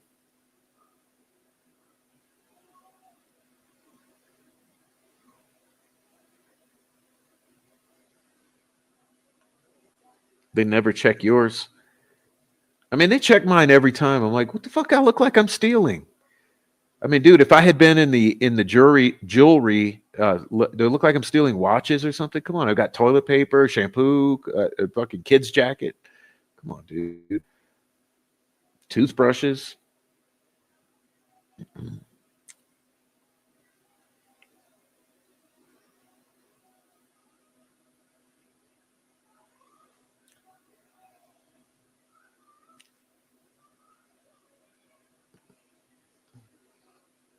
All right, let's see.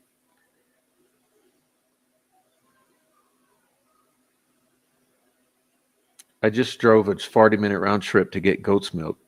Well, I got a 5 minute down the road. I got goat's milk. You don't have a Kroger nearby? Kroger always has a goat's milk right on deck, ready for you. Okay, let's see. Oh, I see. Okay, you used to be a photographer at Walmart. They did it every year. I see. Okay.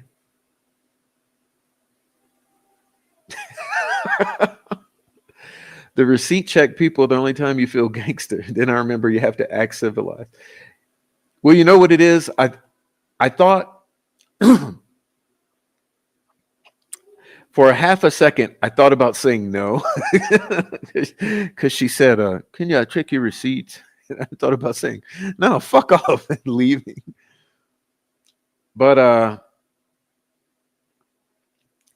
I submitted. I said, okay, here, look at the shit. Okay. All right. So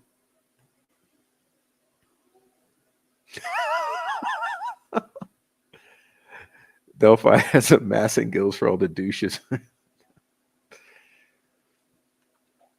Well, honestly, this lady, and I hate to be mean, this lady looked like she could have had like one parent with Down syndrome or something. I'm not trying to be mean. I'm just being real. That's why I didn't really give her shit. She kind of looked like she was running on a slower or lower gear or something. I don't know. I just was. I'm not going to argue with this one. She don't look too bright. Um, I'm not trying to be mean.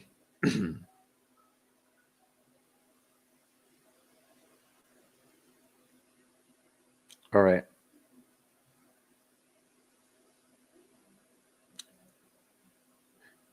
Yeah, yeah, I know. If you can't trust me, just ring me up, bitch. I know you make me look. That's the thing. You make me self checkout, and you make me pay for paper bags.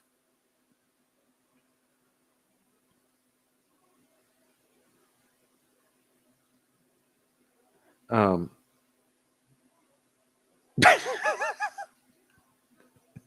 you guys are true. You cracking me up today. All right, check her at my Walmart. Just sits, and you can walk past her. It's me too. I don't like to give them shit. F that. Then I'm like, nah, I won't give me more hard time. No, that's what I mean. That's what I mean. No, it's like, here's my fucking bags. Okay, you're making me pay for the bags. You know, I'm buying all this shit. You're making me bag the shit. You scan the shit. I have to do all the shit, put it in my basket and leave. And then you're gonna want to do something, and that's called look at my receipt. But I can't complain. Like I said, today, according to you guys, I hit the fabulous February sale or whatever it's fucking called. So I can't complain. I can't complain. I hit the jackpot. Okay. Yeah, wait till they charge for parking. That's the next step.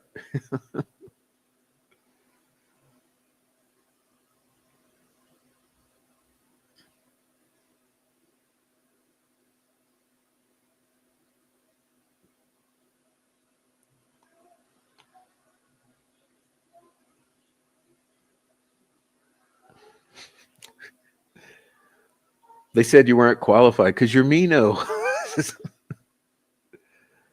Okay.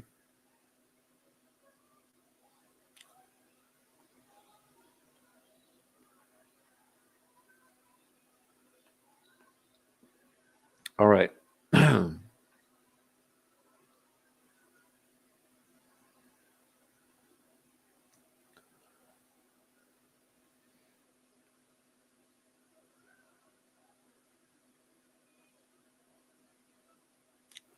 Well, I honestly,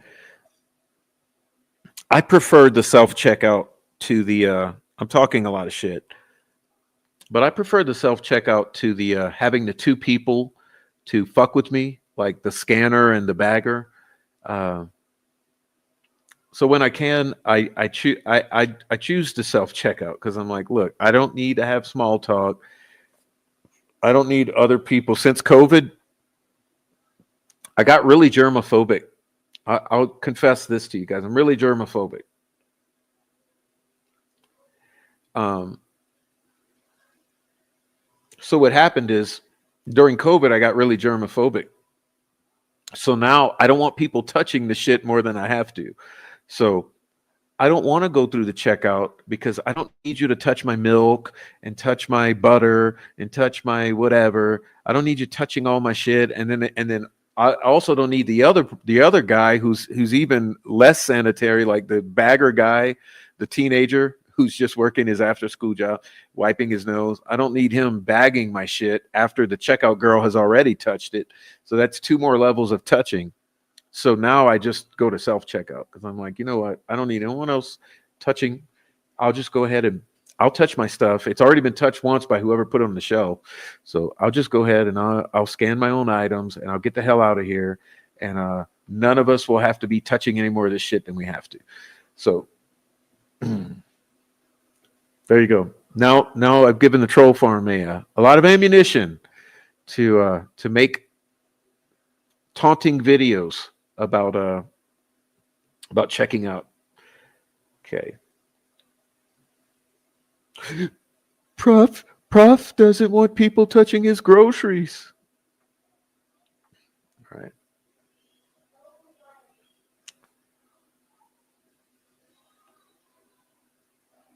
Well, I avoid people, and I also like packing my bags better than most people because I feel like I know how I want what in my paper bags because the paper bags always bust anyway. So yeah, that's another point. But I got to give it to him. For Walmart's bags are much more sturdy than the Kroger bags. The cheap ass bags at Kroger, they tear if you just breathe on them. So at least at Walmart, when you pay for the bags, you're getting like a thicker bag. So the Walmart bags are worth the money. All right. So I'm sure I got shoplifting. Got caught shoplifting at Walmart around 8:13. What did you take? Did you take some lipstick or something? What did you take, Diana? Okay.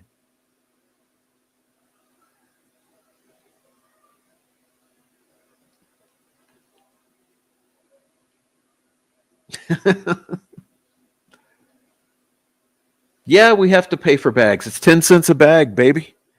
10 cents a bag. 10 cents a bag. And like I said, in the Kroger, the bags are all paper thin and shitty paper bags. The bottoms fall out, all your groceries hit the floor. They're shitty.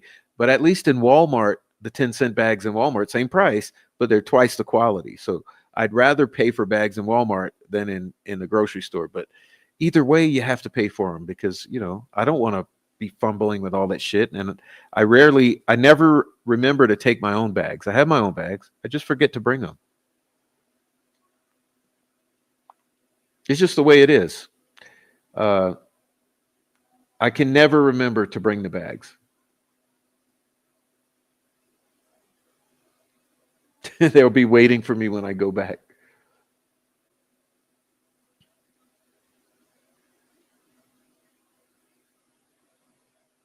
Shit, I might go tomorrow. Honestly, I'm thinking like, hey, do I need some more shampoo? Does that suck up for the next year? um,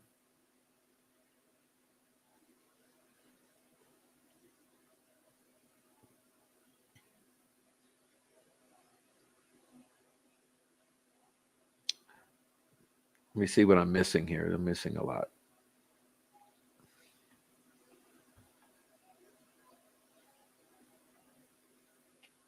10 cents a bag. Yes, ridiculous. But let's see. Well, you see how they've done over the years. They removed all the checkout ladies and men. Uh, so we self checkout, and then they remove the free bags and make you pay for the bags. So that now they're saving on the labor and the parts and labor. They're saving on parts and labor at checkout. So But hey, it's Walmart. What do you expect? What do you expect?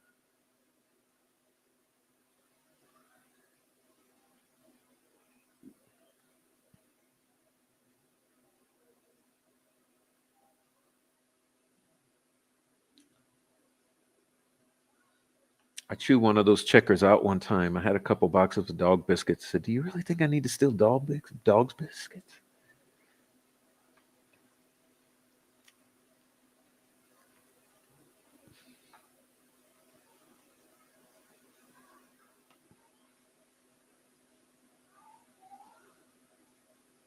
Well, I would say technically, I bet it's not a crime. Okay, I can guarantee it's. I would say 99% it's not a crime to just say fuck off and go on out the door.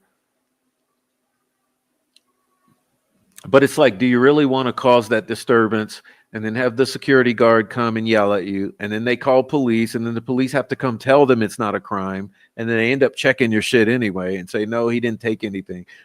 So you just wasted. You gave them 30 minutes of your valuable time. So I choose not to argue about it, but it's like I don't have to show you my receipt. What I have to do is not steal an item. I just have to pay for my items, but I don't have to show you the receipt. Um, okay, anyway, let's see. We have to pay for bags here. It's illegal in Victoria for shops to supply bags without charging. Well, you know who's to blame for that, right?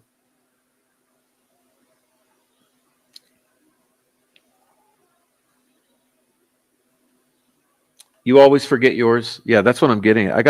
I probably have five bags, five good bags, and every single time I leave them in the kitchen. Okay. All right.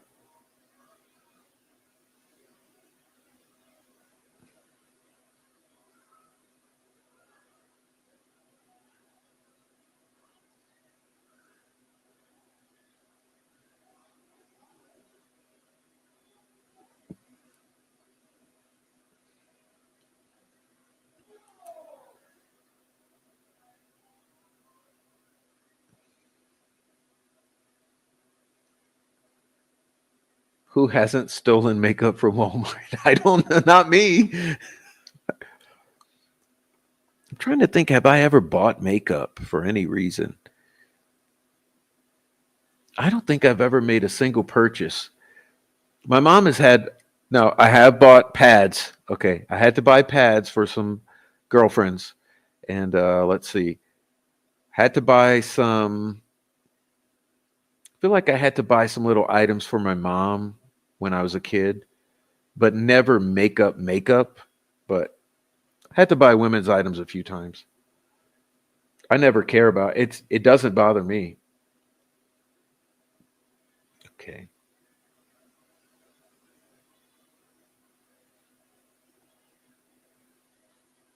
It's like, yeah, I'm buying pads for my girl. It's a whole lot worse I could be doing. Fuck you.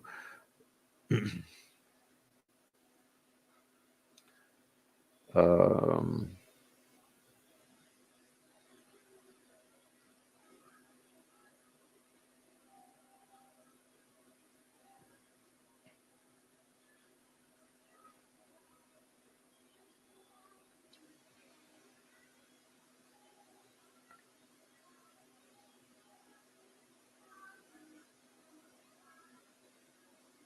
all right.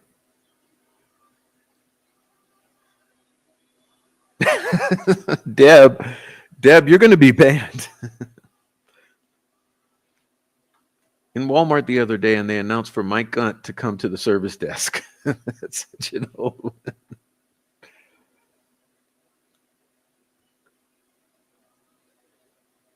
You mean shake and bake? Were they shaking bacon in Walmart?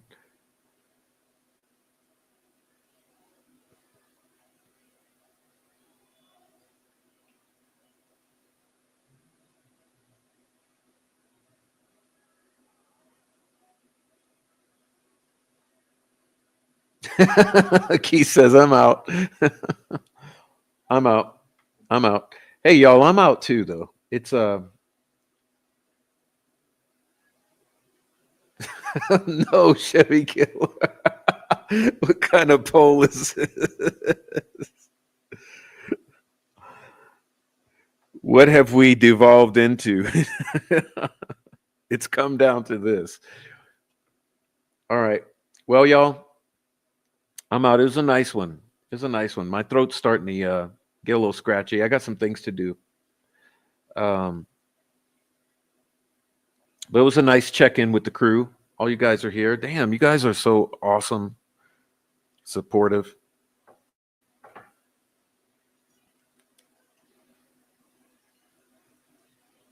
Yeah. So to the young guys out there, to young guys, there's no shame in buying pads. Look, everyone knows it's not for you, right? Clearly, the person checking you out at Walgreens will know that it's not for you. Uh,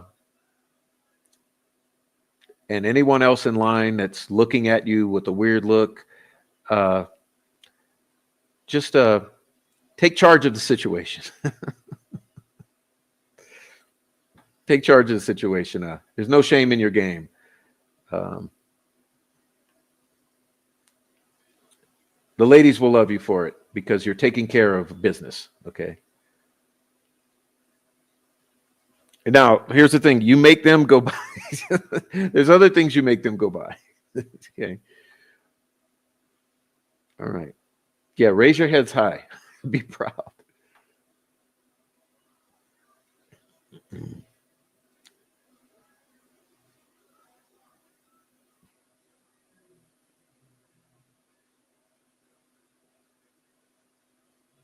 All right. So that was a nice one, though. That was a nice one. Rambo Bambo says McClellan can stand to shove a tam.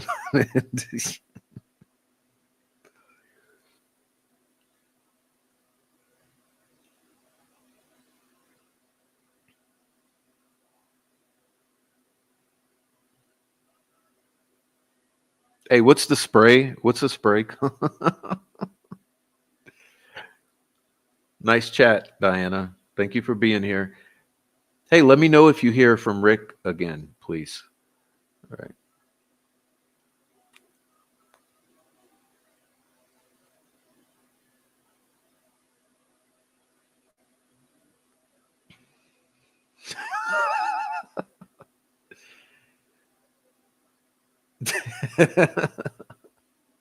Who'd you time out? Christina? Christina timed out someone? Oh, Miss K.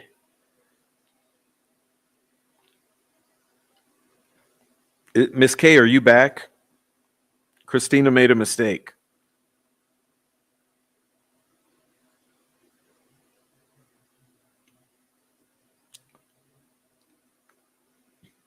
Don't get me started on McClellan. He's a human tampon plugging up. Ooh.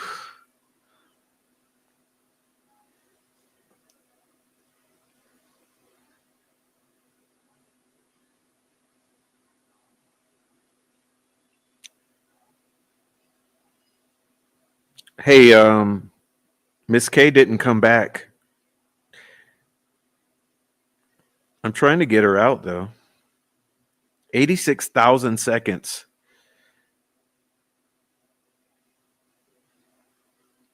Let me see if I can fix her.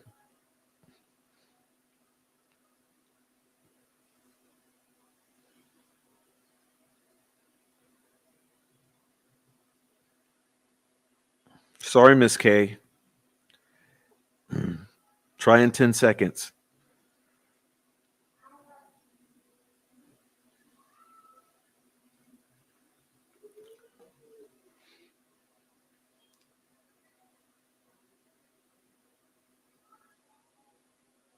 Christina, you should just be able to hold it down and unhide her.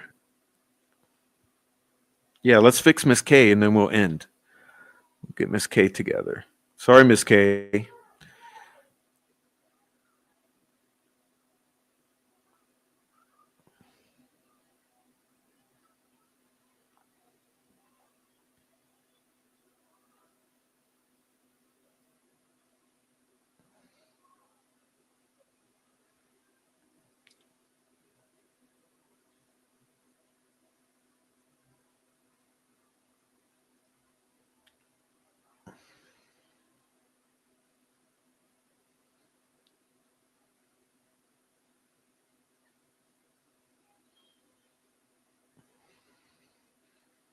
It's okay. I'm just looking for Miss K to come back. If you scroll up, you'll see her and try to click on her, see if you get her back. But it's cool. We'll fix her tomorrow.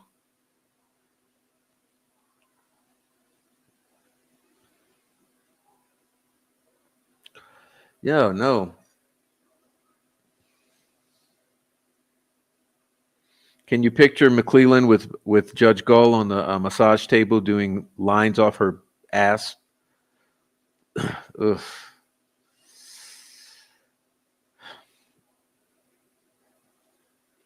Anyway, I'll leave you with that image in your head. Is she back?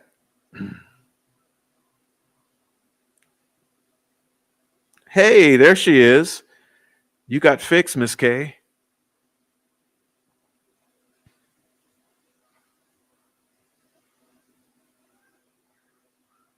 There you go. So we're back. Family's back together. We can move on. Okay. Oh, don't be embarrassed, Christina. Don't be embarrassed. It happens. It happens. Now listen, well, we'll catch up tomorrow, okay? We'll catch up. Let's reconvene tomorrow. Hey Mar R.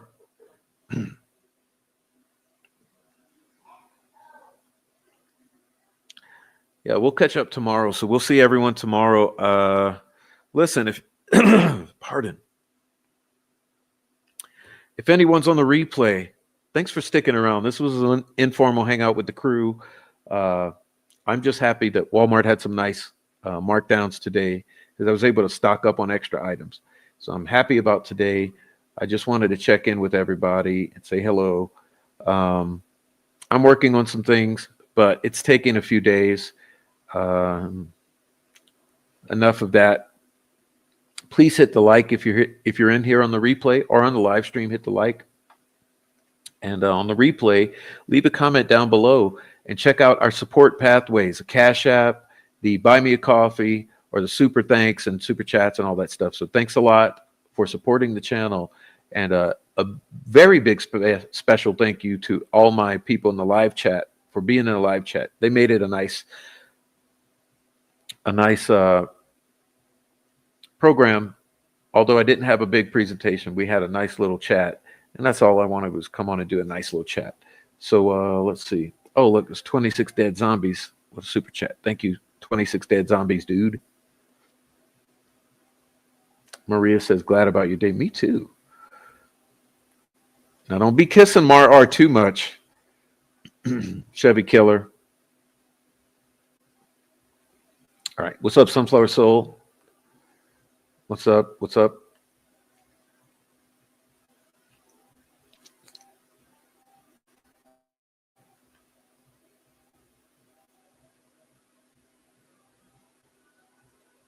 All right, you guys. So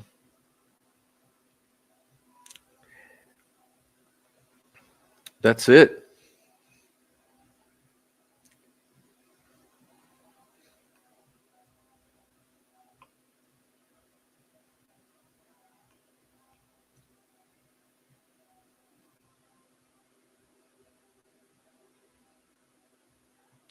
Hey, pertinent. Email Rick Snay. Email Rick Snay, DelphiAfterDark@gmail.com. Yeah, it's a true story. Rick Allen used to work at Walmart.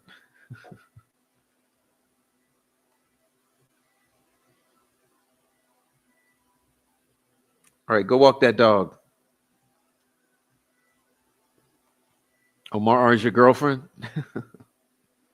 Do you have to buy her items at Walgreens then? Okay. What up, douche crew?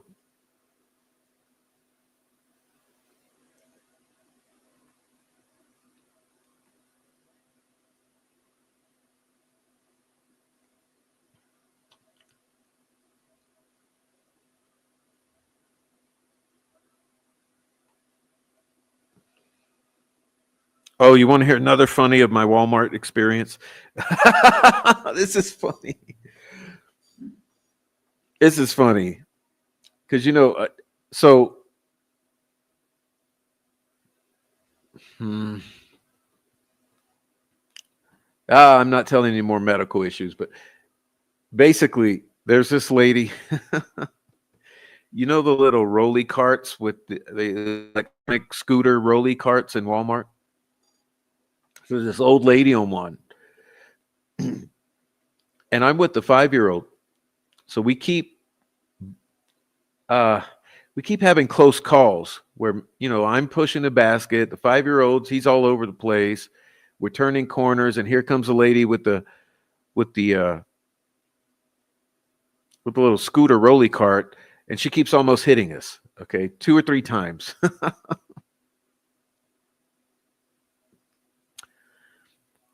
Then I'm buying dog food. So I get the big thing of dog food. I put it in to the basket and I push. And just when I'm turning the corner, God damn if it's not the lady again. And we almost crash again. I'm like, God damn, the old lady. And she said, and so I tell the little kid, I'm like, don't run into the neighbor. And then the old lady, she says, hey. And I'm like, oh no, here we go. Here we go. And she says, can you get one of those cat litter boxes? And it's the huge, heavy, huge box of cat litter. And she's like, put it down here on the cart by my foot. And I'm like, seems like that might make the cart not go. It's very heavy. So I made sure, because I thought maybe she's old and senile and she doesn't know what she's asking. So I touched the box and I'm like, you mean this one right here? She said, yeah. And I said, and put it down there. And I pointed right at her foot. And she said, yeah. And I was like, okay, I'll give it a try. She's like, because I can't lift it. So I put it down and got it right where it wouldn't fall off because, there's only this much space. Anyway, I hate the smell of cat litter real bad. So the funny thing is literally holding my breath the whole time.